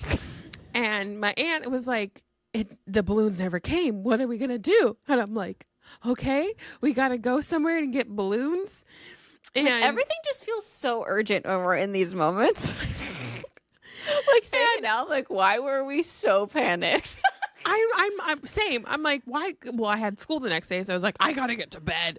Yeah, and so we're like, oh, but in the grand scheme of things, I guess we just need to take a breath. I know. Go on. And I'm like, come on, Wes, we're getting in the car. We're going to Walmart to get balloons. And I'm so anxious. I'm pulling out of my aunt's long ass fucking driveway. And I didn't realize that my uncle had parked next to me, but like behind. And so I just, my steering wheel, because I knew I had to like back up. And I just went full force and I rammed in my uncle's truck. And my cousin Wes and I were like, oh shit, oh fuck, oh shit. And we were like watching the front window to see if anyone saw us. And I'm like, it doesn't matter anyways. I'm going to have to fess up to it. I made a big dent in his car and I made a big dent in my car. And neither of us have fixed it. So there's that. And then also such a pain in the ass. No, and then one of the mornings too, I'm pulling out of my brother's spot in my apartment complex where there's a pole because I was going to be late to school and that was going to push back my graduation. I dented the front part of my car, and this was 2 weeks later after I dented the back of my car. So Fucking my car, sad times. she's a little fucked up right now. Yeah, my car needs some tender loving care. He needs a wash. And like some guy stopped me outside of one of my many visits to Verizon this year. As No I'm one getting knows about that on the main show. as I'm getting into my car, he's like, "Oh, I could fix that dent." where I hit that pole, and I didn't even know there was a dent. He's like, "I could get that out for $300. No one's gonna give you a price like that." And I was like, I'm okay. I'm gonna look around. I'm gonna like try to talk to some other people. He's like, you know what? Cause you're pretty, I'll do it for $200. And I was like, yeah, no thanks. Some random guy with a sticker on his car that says "We get rid of dents." So Oh my God. he must just ride around He must. looking for cars. And he had parked next to my car, so he must have just found a dent and sat there. But is he going to do it right then and there, or do you have to like bring your car? I think I'd have to follow him to bring me. I'm not going anywhere with that man. No. Unless you are going to do the service right then and there, you have a sale. But if I have to make the extra effort, absolutely not. I was scared. Like, I don't want a man being like, "Because you're pretty, I'll give it to you for $200." No. No, thank you. All right. Was that... We were talking about Comic-Con. That was yours. Do you have any more Comic-Con stuff to wrap up there? No, but the Julia Whalen was really fun. That was the dessert of our week. That was one of my I wrote down some top podcast moments of the year so that they wouldn't intrude on these moments. And like best moment, learning hot man voice from Julia Whalen and learning grandma voice. Like, what a treat. I also love that we put the clip up on Instagram and TikTok and get to relive that moment very often. Yes, it's a fucking great moment. And we spent the time to get the clip right. All right. Should I do one? Okay. Yeah. All right. I'm going to talk about this Tafafa audiobook journey because if you've listened to any of my audiobooks, you know Brittany Presley usually does them and she's amazing. So, of course, I was like, can we get Brittany Presley to do 30, Flirty, Forever Alone? And Brittany was busy. And I had this panic because they sent me like two people I've never listened to before and they just really didn't get the cadence of my humor. And it's like, it's really important that someone understands that with my writing because it's just like joke. Like there's so much humor infused into every bit of dialogue that if it's not said the right way, it just comes off flat and weird. Yep.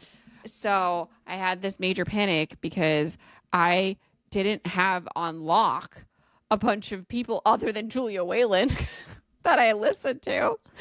So I was flying home from Olivia's baby shower in New Jersey, and I was at the airport just frantically listening to clips from books that are funny.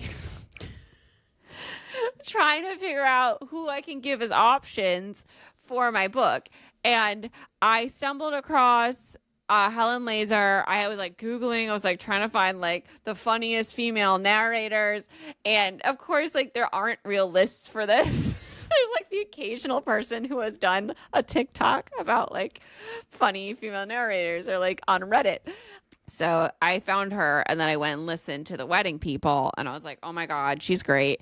So I wrote down, and I didn't listen to the whole book at this point. I listened to 10 minutes, 20 minutes. So I was listening to a bunch of different people. Yeah, I put together this list, and I was like, Helen Laser is great, but like she's might be busy because she's done these 2 huge audiobooks this year, and I wasn't thinking that they were going to get back to me about Helen. I had like 5 other people I put on this list that were great.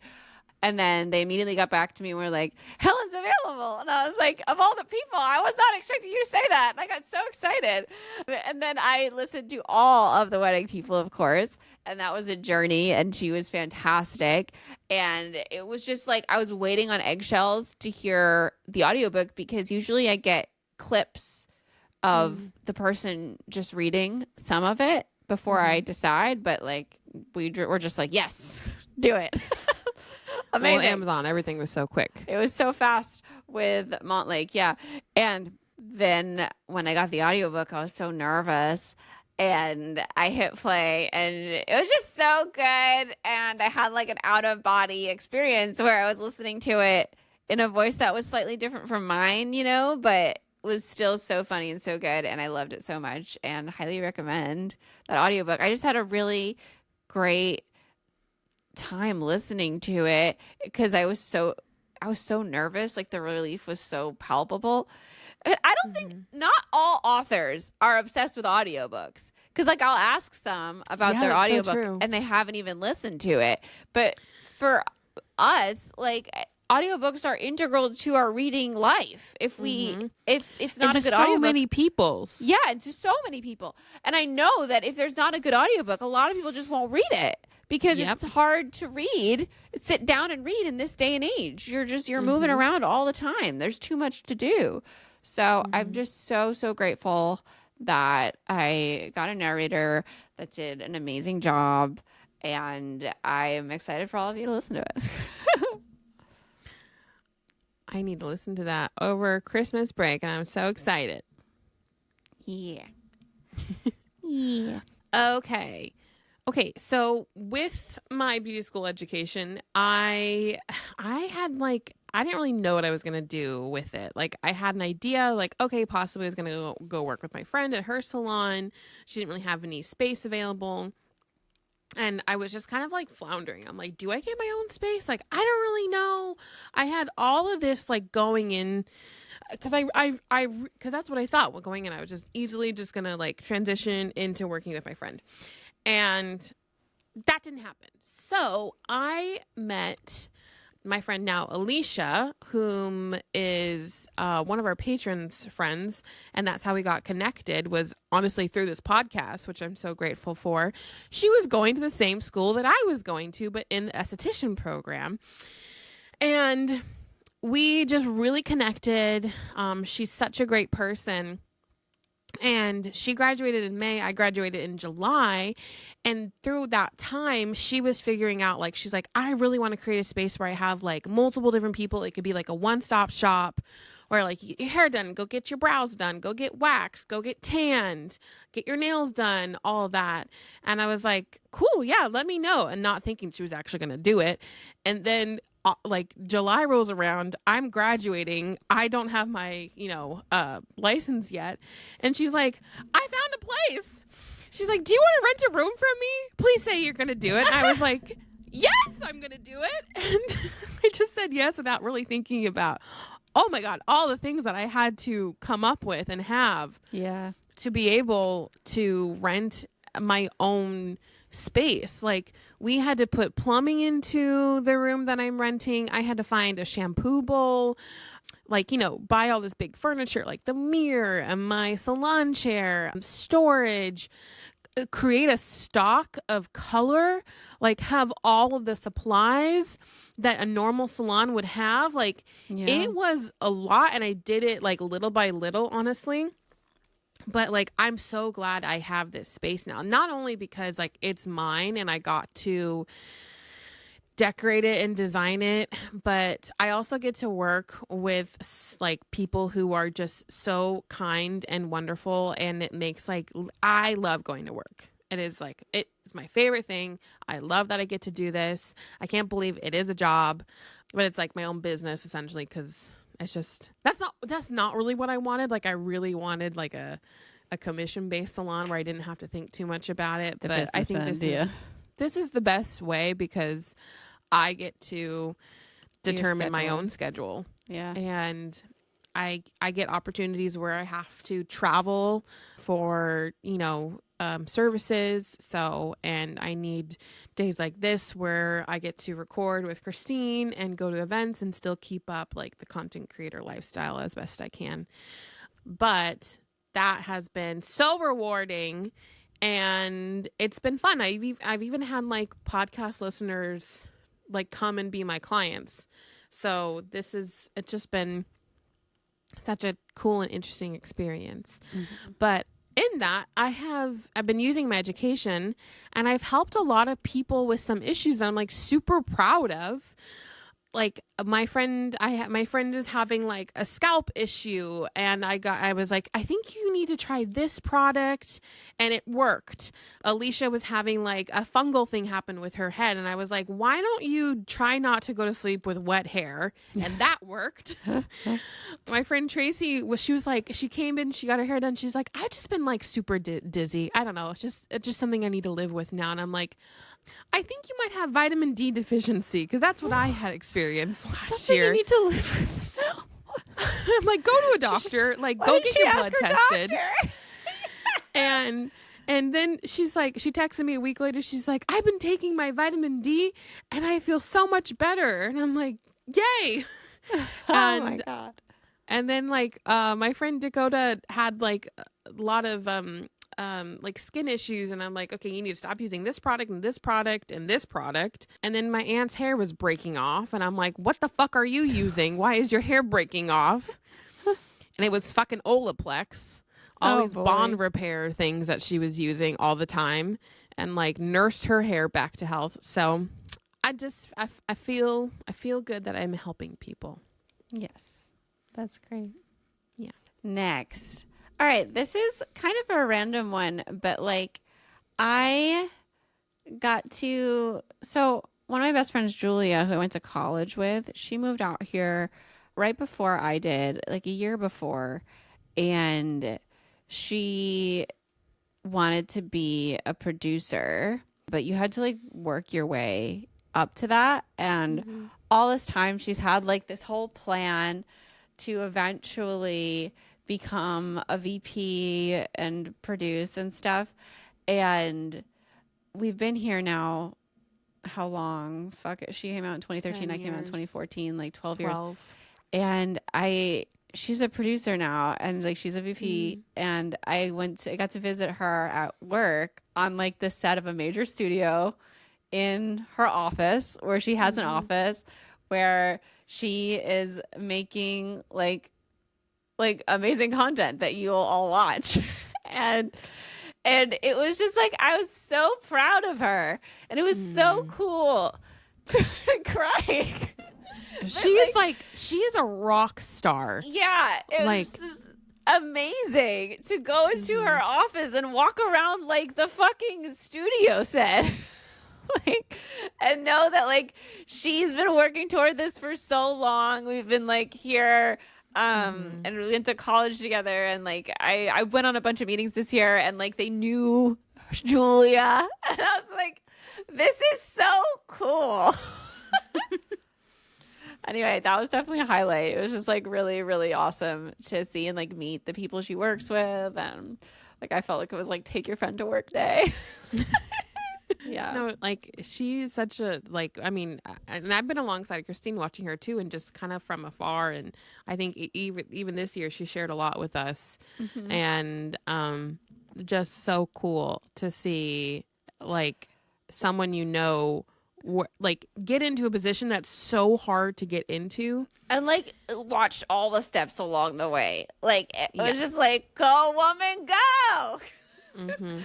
She's killing it, and it's so fucking cool. Yeah, to watch that happen. Anyway, that was a highlight. And yeah, do you want to go? Yes. My gosh, Christine and I spent Halloween together this year, as we have done in the past. Yes. But we did another couple's best friends SpongeBob and Patrick costume. Yes. Paint. I did not think you were gonna paint yourself yellow. I was like, if I'm gonna be SpongeBob, I'm gonna be SpongeBob. The thing is, if you've been here a long time, you know that SpongeBob Christine is one of my foundational videos. Foundational storytime videos. It's called First Impressions. If you want to watch it, it's on Pulling Bananas 20. And that joke carried on and followed me for the last 10 years, over 10 years. I think I put that video out in 2013. So being able to finally be SpongeBob,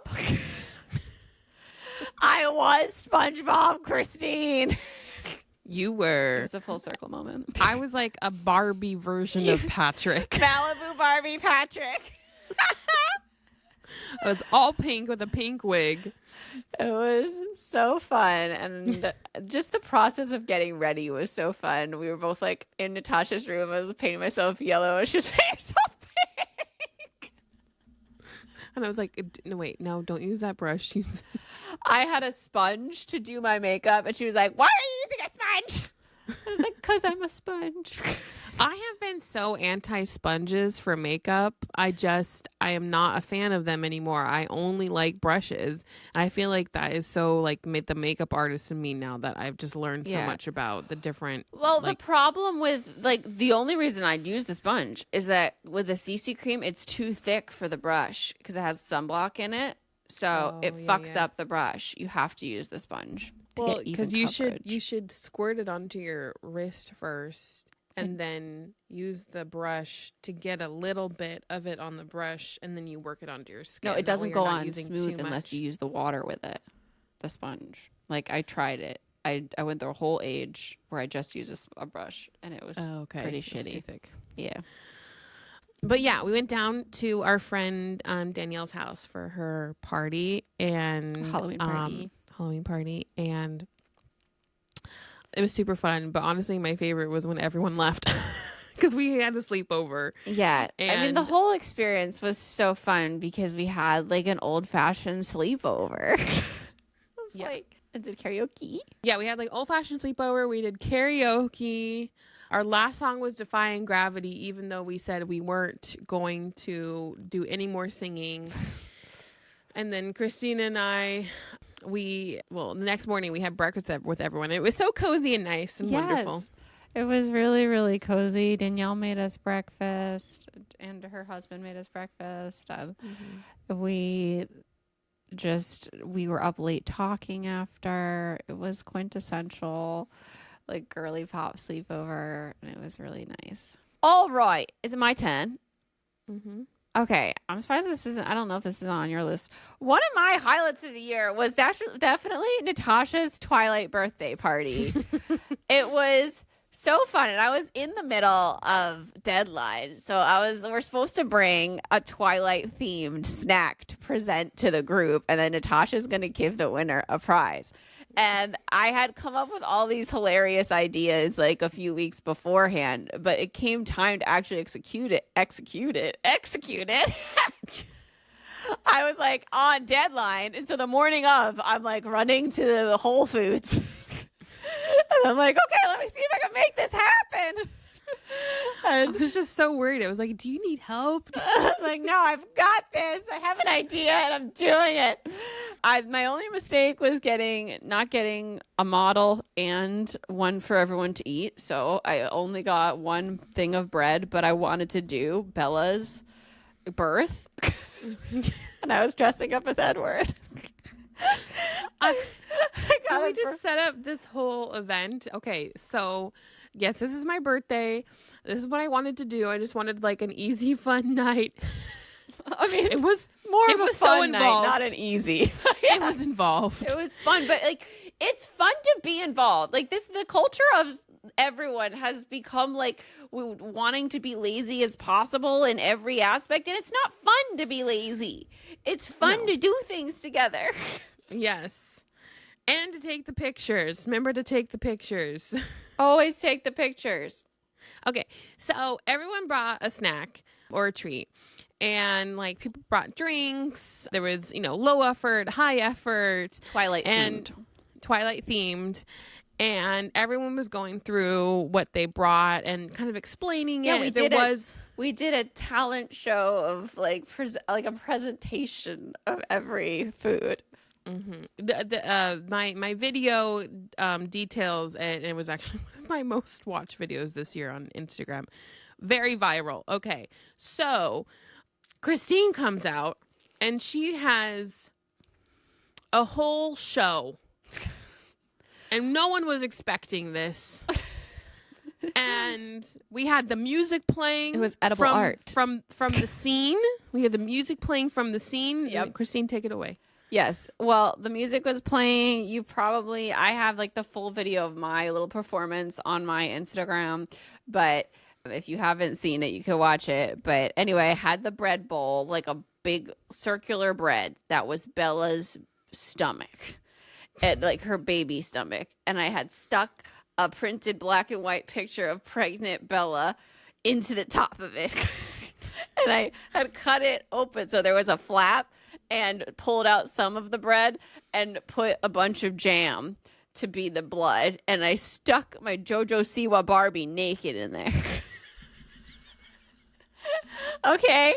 And then it came time for me to present. And I was like shaking because I was hungry, and I always shake before a performance. And everyone's like, why are you shaking? I was like, I got nervous before a performance. And they were like, a performance?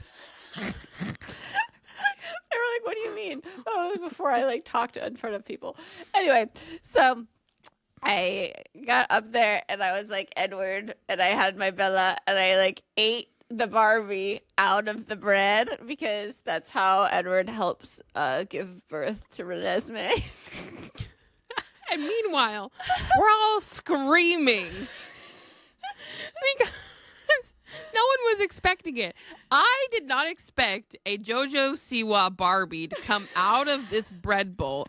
She has the jelly on her face as if she was actually Edward. And we're all just like, what? So anyway, that was so fun. I love Laura doing says, why edible- did you have a JoJo Siwa baby? Is my question. Because JoJo Siwa played that bitch from the Shadowhunters book. Barbie. Her name is Grace. So I did a book explaining the dark Video? art, not the dark artifices. Oh my God, what's the The lady? Mortal Instruments? The one with Night? Cordelia. The Dark Gold, Artifices. chain of gold. Oh. Okay, I did doing the Infernal Devices and Chain of Gold in like 8 minutes, recapping before the second book came out with Cordelia. And that Barbie, I didn't know who JoJo Siwa was at the time. I bought her at Target to play Grace back in like 2019 or something. So I had her already, and I just cut off her hair and put her in the bread. Yeah, but then no one can eat it. Okay, so this is the problem. I wasn't thinking in my sleepless excitement to buy a second bread. So I bought like nice butter and this nice bread that I defiled with my face and Barbie. Yeah, it was performance art. And next time I will know to buy a spare. When you have this next thing to do. The next time we do performance art presentations. My original idea for everyone to have one was to do that, but then get like little rolls and then like put the little babies in them all and a little bit of jam. You know those little babies they put in those cakes in New Orleans? No. Like, you don't know about that? No. I learned about it in The Amazing Race. But anyway, they put babies in cakes, but they're like tinier. And if you get the baby, it's like good luck or something. But I didn't have time to do that. I was trying to write a book. King cakes. Yes, everybody knows what I'm talking about. Oh, okay. I'll have to look this up. Yeah. Oh, yeah. But after that, it was so nice. We all watched Twilight together. And then we started watching New Moon, and then we were referencing like some of my old videos, and then everyone watched like my old Twilight sketches, and we watched our Forks vlogs. And it was like really nice to share that with all these people who weren't there for that era of our Twilight life. Yeah. Yeah. It's always fun to like clue people into this era, like this whole extra life we had before we met them. Yeah, because like we've talked about this before, but when you meet people and become friends when you're older, you have all these other lives that they don't know about. And it feels really good to learn about their other eras you don't know about and to share your own because you get to know them in a deeper way and you learn things that you didn't know before. Yeah. Yeah. And we have videos to do that. And we have literally videos of visual aids. Yeah. Okay. So one of my favorite I don't think I've laughed so hard in my entire life this year alone. I mean, I cried laughing during Christine's performance art and I was so just astonished and I didn't know what was happening. But me, Chloe, and our friend Natalie all dressed up as the Sanderson sisters for Halloween this year.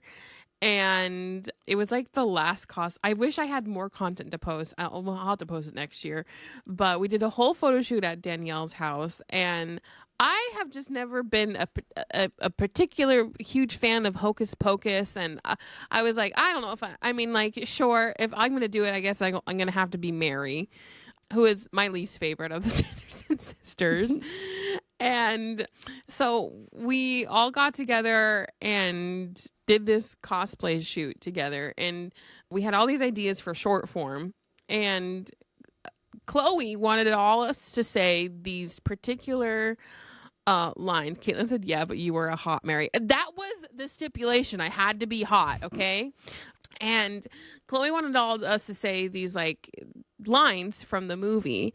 And you know, I had the eye and the half smile thing down. I was, you know, and I didn't want to do it. Okay. It was really hard for me to do it because I was like, I don't want to do that face. But once I started doing it, I was like, wait, this is fucking funny.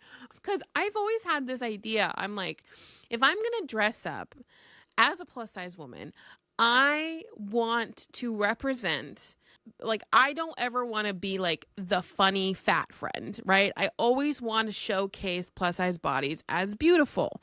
And I feel like there's always this stipulation that like, if you're going to be plus size in media, you're going to have to be funny, right? So that's why I've never done something funny before. I've always tried to make it sexy or beautiful because I feel like there is just not enough representation. So like doing the face, doing the voice was like kind of out of my comfort zone. And so Chloe had me say some of the lines in Mary's voice and I couldn't even fucking say it because it was so ridiculous the way that she speaks. And I'm trying to do the best I can where I don't even remember what the word was, like the phrase was like where are the children? I can't fucking do it. Like, and so I'm trying to get this saying out in Mary's voice and everyone's laughing. Chloe laughed so hard that she peed herself. And it's all on video. But yeah, that was probably one of my favorite moments just because like I haven't laughed that hard at myself like ever. Well, because it's fun to be silly and it's fun to embrace all the different facets. Like you don't have to be one thing. For sure. Yeah. Yeah. I was still hot, but I was funny. Next moment I have here. was I got my eyebrows done again, because you have to get them like touched up once a year if you don't want your microbladed eyebrows to disappear. But mine last time, the first time, she had gone like, you know, more on the careful side in that she didn't want to make them too dark. But because they do fade a lot after you get them done in the first month, I was like, you can go a little darker, because they were light. I had to fill them in all year, and it's still amazing to have them. But like, once you put your makeup on, this is the thing. Like, once you put your foundation on, no matter how much you avoid the area, it gets there. And so that's why it's lighter after you do your makeup, and you have to like go over it with like a Q-tip or something. But even so, there's still a little bit left on it. So anyway, she was like, I gave her permission to go darker, a little thicker, a little darker, and I trust her. But after I got them done immediately, so I also was going to make a video, and she was giving me a discount in exchange for this video. And I couldn't make it right after, because I felt like a cartoon character, and I was so anxious because when I looked in the mirror, they were so dark. So what happens is, after you get your eyebrows done, they're darker for a couple days because it's healing. And then all of the ink starts to come out. Your skin like pushes it out. But like, it's scary those first couple of days, because the first time I did it, again, it was darker, but it was fine darker because it was already going to be light.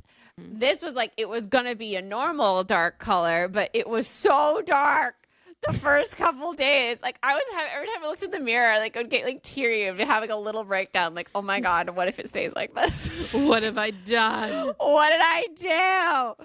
And then by the fourth day, I was moderating for an author, and I was like, oh, actually, I feel really pretty today. Like, I was like, I like how much it's come out, like what's happening here. It started to get to the point where like the excess was going away, and it was looking good.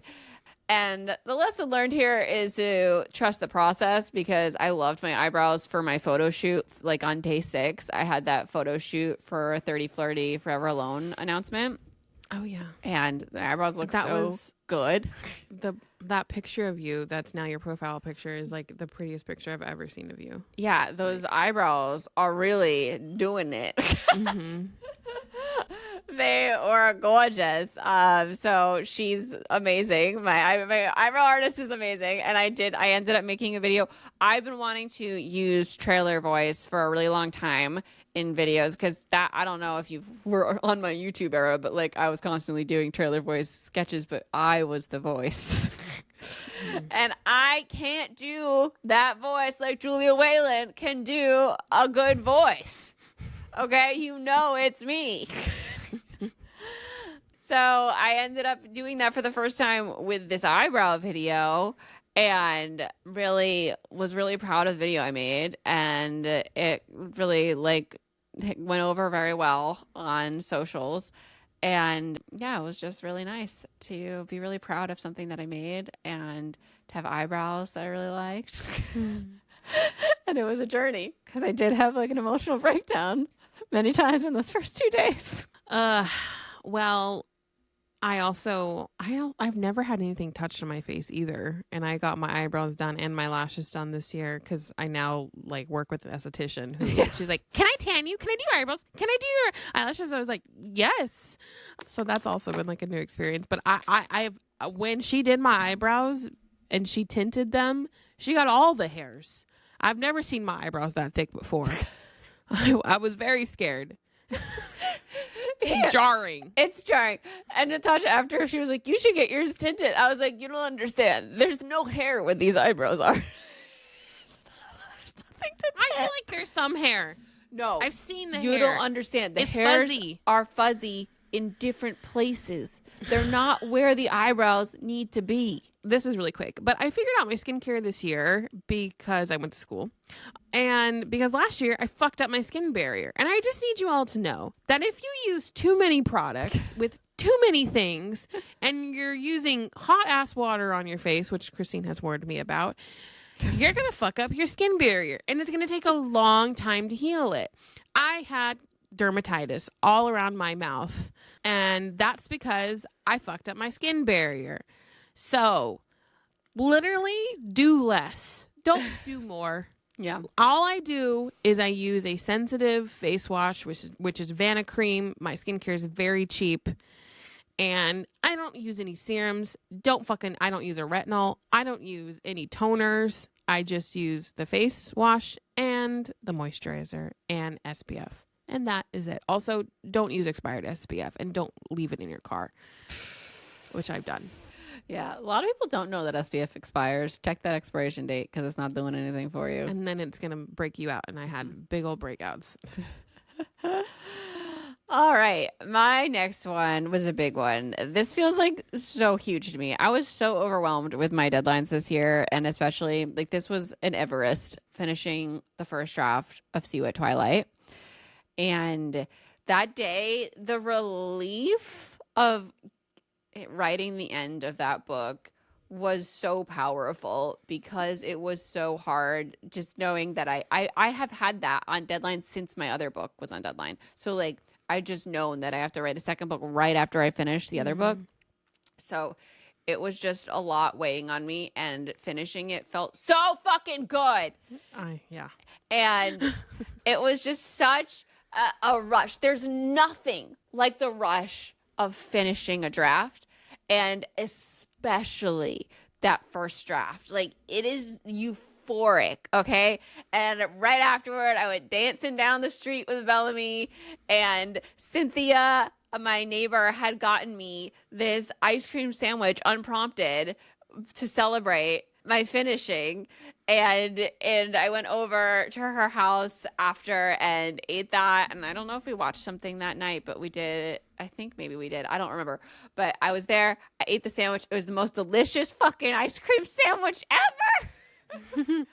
It was bananas Foster with a chocolate chip cookie on the top and bottom, and it was bananas Foster ice cream in the middle, and the chocolate chip cookies were so soft and perfect. It was so good. Where was it from? It's from Whole Foods, and I'm getting one today because I wrote this down as I wanted this snack at our Christmas celebration, and I didn't end up getting it. And I've just been daydreaming about it since I wrote it down. I was like, I need one to celebrate finishing this draft of See You at Twilight. I'm so proud of you. Like, the fact that you wrote 2 books this year, fucking wild. I mean, Thank you. Yeah. I wrote the most of the other one at the end of last year, but this one was this year. You were in edits. It was in edits. Yes. And another one. Okay, I just wanted to say that I did this because I'm not doing an end of the year video, but like I put myself out there a lot this year. And I went on a lot of meetings and I applied for a lot of things. And it just feels really good to be proactive and hustling for the things that I want. And it's hard. But like once you start doing it, it gets easier. And I mean, it's never easy to put yourself out there. But like, you can do it. You have the knowledge that you can do it. And it makes it a little easier than it was before. So I just recommend pushing yourself to do the thing that's on your mind that you dream about doing. Yeah. All right. Definitely. You gotta put yourself in a hard place sometimes. You just got to do it. Yeah. And have confidence. Like having that confidence in yourself. If you believe you can do it, you can do it. Yeah. Yeah. Well, we had to say goodbye to our puppy Nico of like 13 years. But we got to immediately go and not think about it and go to Disney World. That was just such a blessing to have that trip. Like Alex and I have never been to Disney World. So, and having to do it with friends, and we went with our friend Becca and our friend Natalie and Taya, and having to look forward to that and like immediately getting ourselves out of the house was like such a blessing. And we had literally so much fun but like it was such a dream trip because we had like our Becca like got the hotel for us. She was so generous. We got to be signed in, and I've never done a trip where I've been to a theme park for like 7 days back to back. Also like the most wild and like active trip. Like I don't think I've even been that tired when we've gone to Europe. Like, No, because like the our parks day doesn't take it out of you. Well, and the day doesn't end at dinner. Like the day ends at like 10, 11 o'clock at night. And all these things you have to do. But like, oh my gosh, the weather was so wonderful and beautiful. Like we got to stay at the Animal Kingdom Lodge and wake up to animals outside our room. And it was so fun. It was like, it felt like a camp trip for some reason, because like we were all like in the same room together and with just friends. And so that was my only trip I took this year because I had to do school, and it was so much fun. Like I never thought I would be going to Disney World just because I didn't want to like, I'd rather spend the money and go to Europe than like experience the Disney World. But I'm glad I did it. And it was so much fun. And the best day we had was at Epcot. The patrons already know the lost adult story, so I'm not going to say it again. So go listen to our tea time if you want to hear that whole story. Did you tell the patrons, or did you say you had heard it so many times? No, I told the patrons the lost adult story. I'm getting so confused because you told it also there was to another fangirl bonding. There was another. I told it twice, didn't I? Honestly, can't remember because I heard it many I think times. I told it twice. and like the best times, I loved sitting down and eating at these like restaurants at Disney World. We did the Be Our Guest experience. Did I tell that story? You told Be Our Guest for sure. Okay, so maybe I didn't tell the lost adult story. You guys remember the lost adult story? If you weren't on bonding? Because I feel like I've told it so many times. I do not remember that. Oh my God. Okay, I guess I got to tell the story now really quickly. So at Epcot, there's the Guardians of the Galaxy ride. The best ride ever. Oh my God. Literally just go for that ride. It was so much fun. And so there's 6 of us and we're all like in these little carts and so we spent the whole day going through the World Showcase, and then we had to like leave halfway through because we had our fast pass at Guardians. We got on the ride and we're like, oh my gosh, after the ride, we had so much fun. It's crazy, crazy, crazy. We're like, we got to go to the ball and get our pictures. And so Alex is like, I got to go to the bathroom. I'll meet you guys there.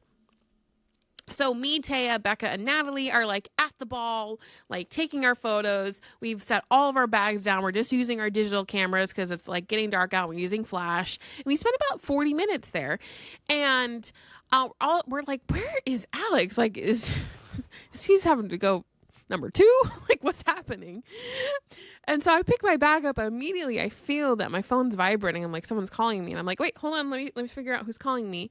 And it says Walt Disney Resort on my phone. I'm like, what? How do they have my number? I'm like, it's something to do with the hotel room. So I pick it up and someone says, hi, do you have a lost adult? And I'm like, what? And he's like, yes, there's Alexander. He's here. He's been trying to find you. He keeps calling, but you're not picking up the phone. Can you come meet us? He was calling her from like random a random stranger's phone number, and I'm so confused, and I'm like, we're by the ball. We thought we told him, and he's like, yeah. Just come over here, and he's by Guardians at guest relations. And I put the phone down. Everyone's looking at me like, what? I'm like, Alex is lost. I don't know. We got to go find him. So we pack up everything. We head back to Guardians. And as we're walking there is no Alex. And the cast member at guest relation goes, you missed him. I told him he needed to stay here. But he went and had to go get his phone. So, because did you talk about how he had lost his phone? I'm about to get. I'm getting to that point right now. So Alex, I guess, in the time that he was like, I need to go to the bathroom, realized that his phone was not on his person, and he went all the way back to the Guardians of the Galaxy ride, and they were like, oh man, yeah, I'm sorry. Yeah, it's probably going to take us until tomorrow to find it if you dropped it on the ride. We're doing Oh God. we're doing our best here. We'll try to find it for you. We'll let you know. Like leave us like someone's phone number, like where you're staying. We'll let you know.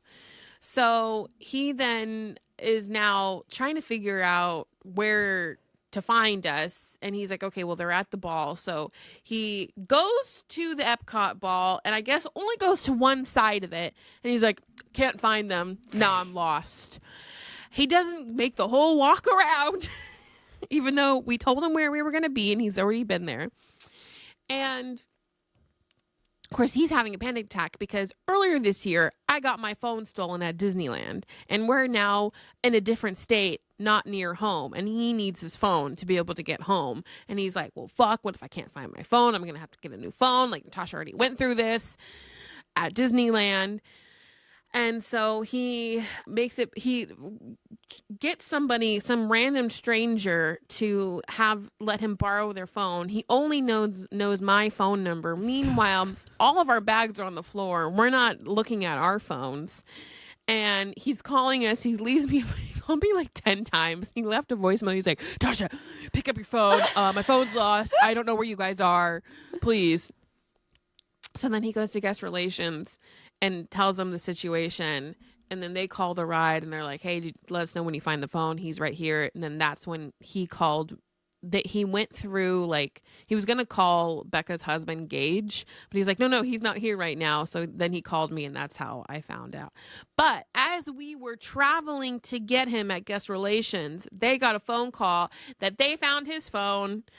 So then he left To get it. and then came back, and he was like so angry. The cast member is like, he's gonna be so mad at you guys, like you guys need to pick up your phones. And he gets there, and Alex is like, what the heck, where were you guys? I've been trying to find you this whole time. Laura said this reminds me of when I was declared a missing child in Washington, D.C. after I wandered off and went back to the hotel by myself. Oh my god. Oh man. Yeah, so that's a story of how my brother was a lost adult. All right. I have 3 more. I'm going to go these really quick. Okay.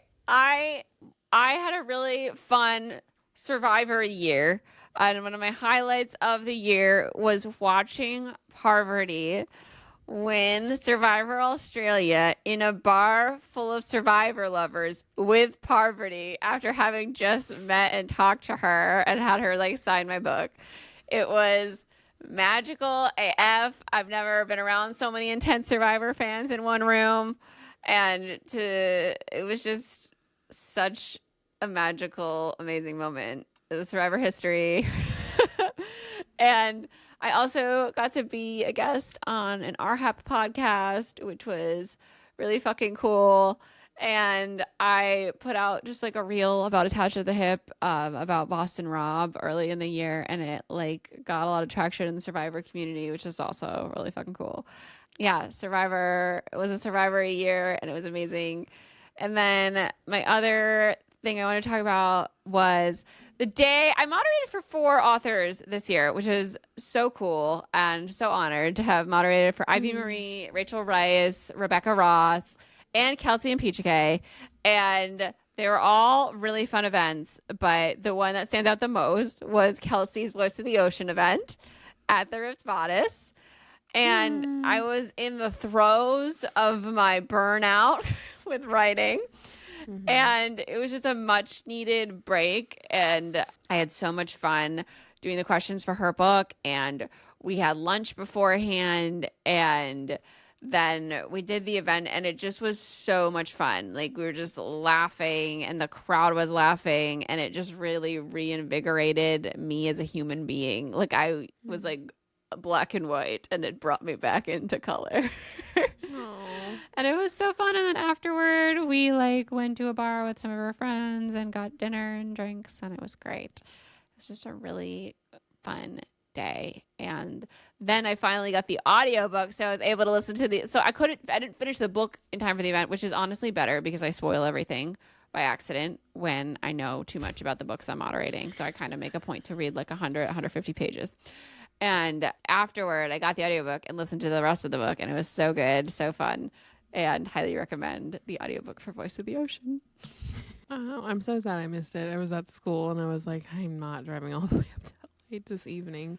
Yeah. But I saw clips and it looked like so much fun. Yeah, it was giving the vibes from the first time I moderated for Sarah at the Grove. Yeah. Like we did a pronunciation guide, and I really thought I had the main character's name right, and I had it fucking wrong. So that was jarring, but funny. My last one is we got kittens just because I cannot live in a house without pets. And I've been wanting a cat since Cosmo passed away. He's my rag doll. He passed in like, I think 2018, 2019. And so the trip to go get them was like so fun because I was like, they're not going to reserve her. Basically, I found Arwen from the shelter, and they had just posted her right before Thanksgiving. And I like immediately like put an application in, but they said they don't reserve kittens. I really wanted like a white little fluffy cat that looked kind of like a rag doll. And so the day after Thanksgiving, Alex and I like drove up to the shelter. We were first in line and I got her. And then Alex ended up getting a kitten. And honestly, it's just been the best. Like, they're so cute. They're so sweet. They're best friends. They play.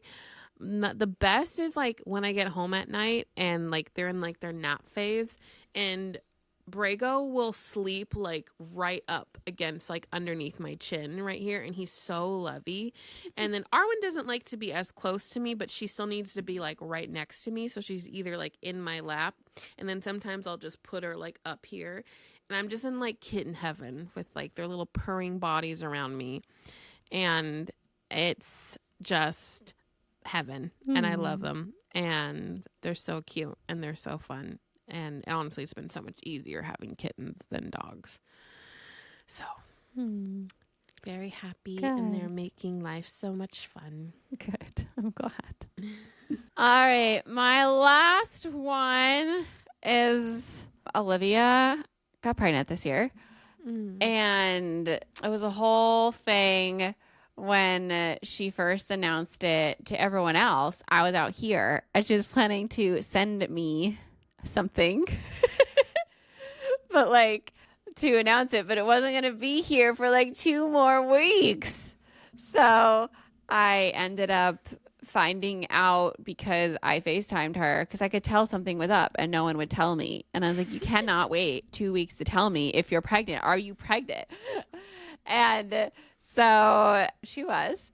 So that was really exciting. And she sent me a thing in the mail. I still videotaped opening it as if I did not know because I wanted her to have her video. But if you saw that video, it was my acting. I was supposed to be involved in the giving of the thing. The thing is, like, it can't be on a 2-week delay from everyone else knowing. Yeah. It can't. But anyway, and then it was just like such a journey. And then I came home for the baby shower, and my 2 best friends from high school were also pregnant, and Olivia. And it was really cool to see them all 3 in that state at the same time. And then, of course, Olivia had her baby, and then going back and meeting Liam in New Jersey was just a really sweet day. And yeah, I'm really, really happy that I got to be there for all those moments. And I can't wait to hang out with him more over the Christmas break. It's crazy. I've got a blood nephew. I'm a blood nephew. Got a blood nephew now. He's going to be like more formed now. He already is. I get pictures every day. He's so cute. He's a real boy. He's got so much hair. He's got so many expressions. And he can he looks at you now, and they just come out. They're just like open their eyes and kind of close them. But now he's like aware. So that's really nice. He's he's going to be only like 2 months. He was born in October. Yeah, November, December. 2 months old. Cray. All right, y'all. Well, Natasha, did you do all yours that you wanted to do? Yeah. Okay. those are our top 25 moments of 2025.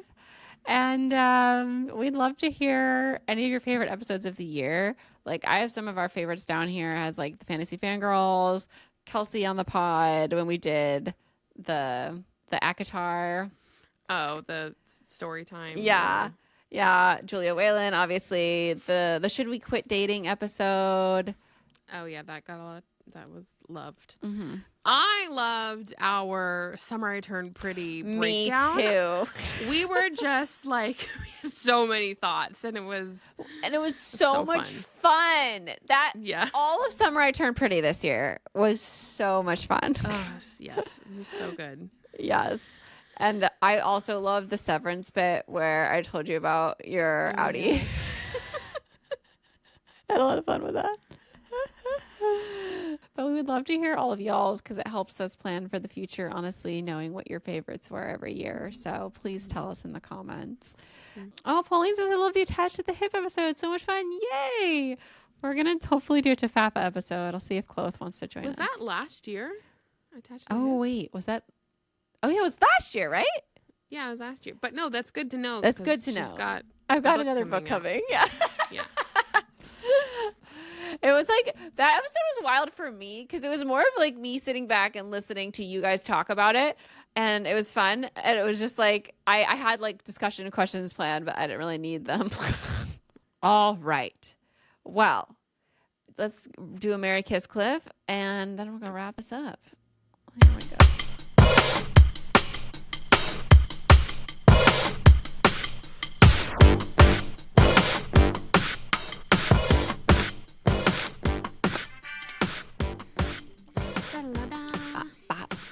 All right, we had some authors this year kind of take over our lives in the book world. So I figured, let's Merry Kiss Cliff, Rebecca Yarros, Emily Henry, or Ali Hazelwood. How dare you do this? This is their books, not them as a person, okay? How dare you do this? I don't know what to do with this. I'm going to marry Emily Henry books. I'm going to kiss Ali Hazelwood and I have to Cliff. This sucks. I hate this. These are like all my favorites. I fucking hate this. Okay. I'm going to marry Ali Hazelwood. I'm going to kiss Rebecca Yarros and I'm going to Cliff Emily Henry. Wild. I know. You adore her. I know. I adore all three of these people. I hate this one. I don't want to Cliff Rebecca's books. I love those books. They bring me so much joy. All right. Did you say you're going to reread it? What? Yeah, I am. I'm going to once we have a date for the other one. Mm-hmm. I'm going to reread. I'm excited to reread Lee's books, Ninth House books, because we have a new Ninth House book coming September 2026. I don't think I talked about that as news. I really wanted to. I forgot. We've got the name of it and everything. Next time, I'll write it down. All right, y'all.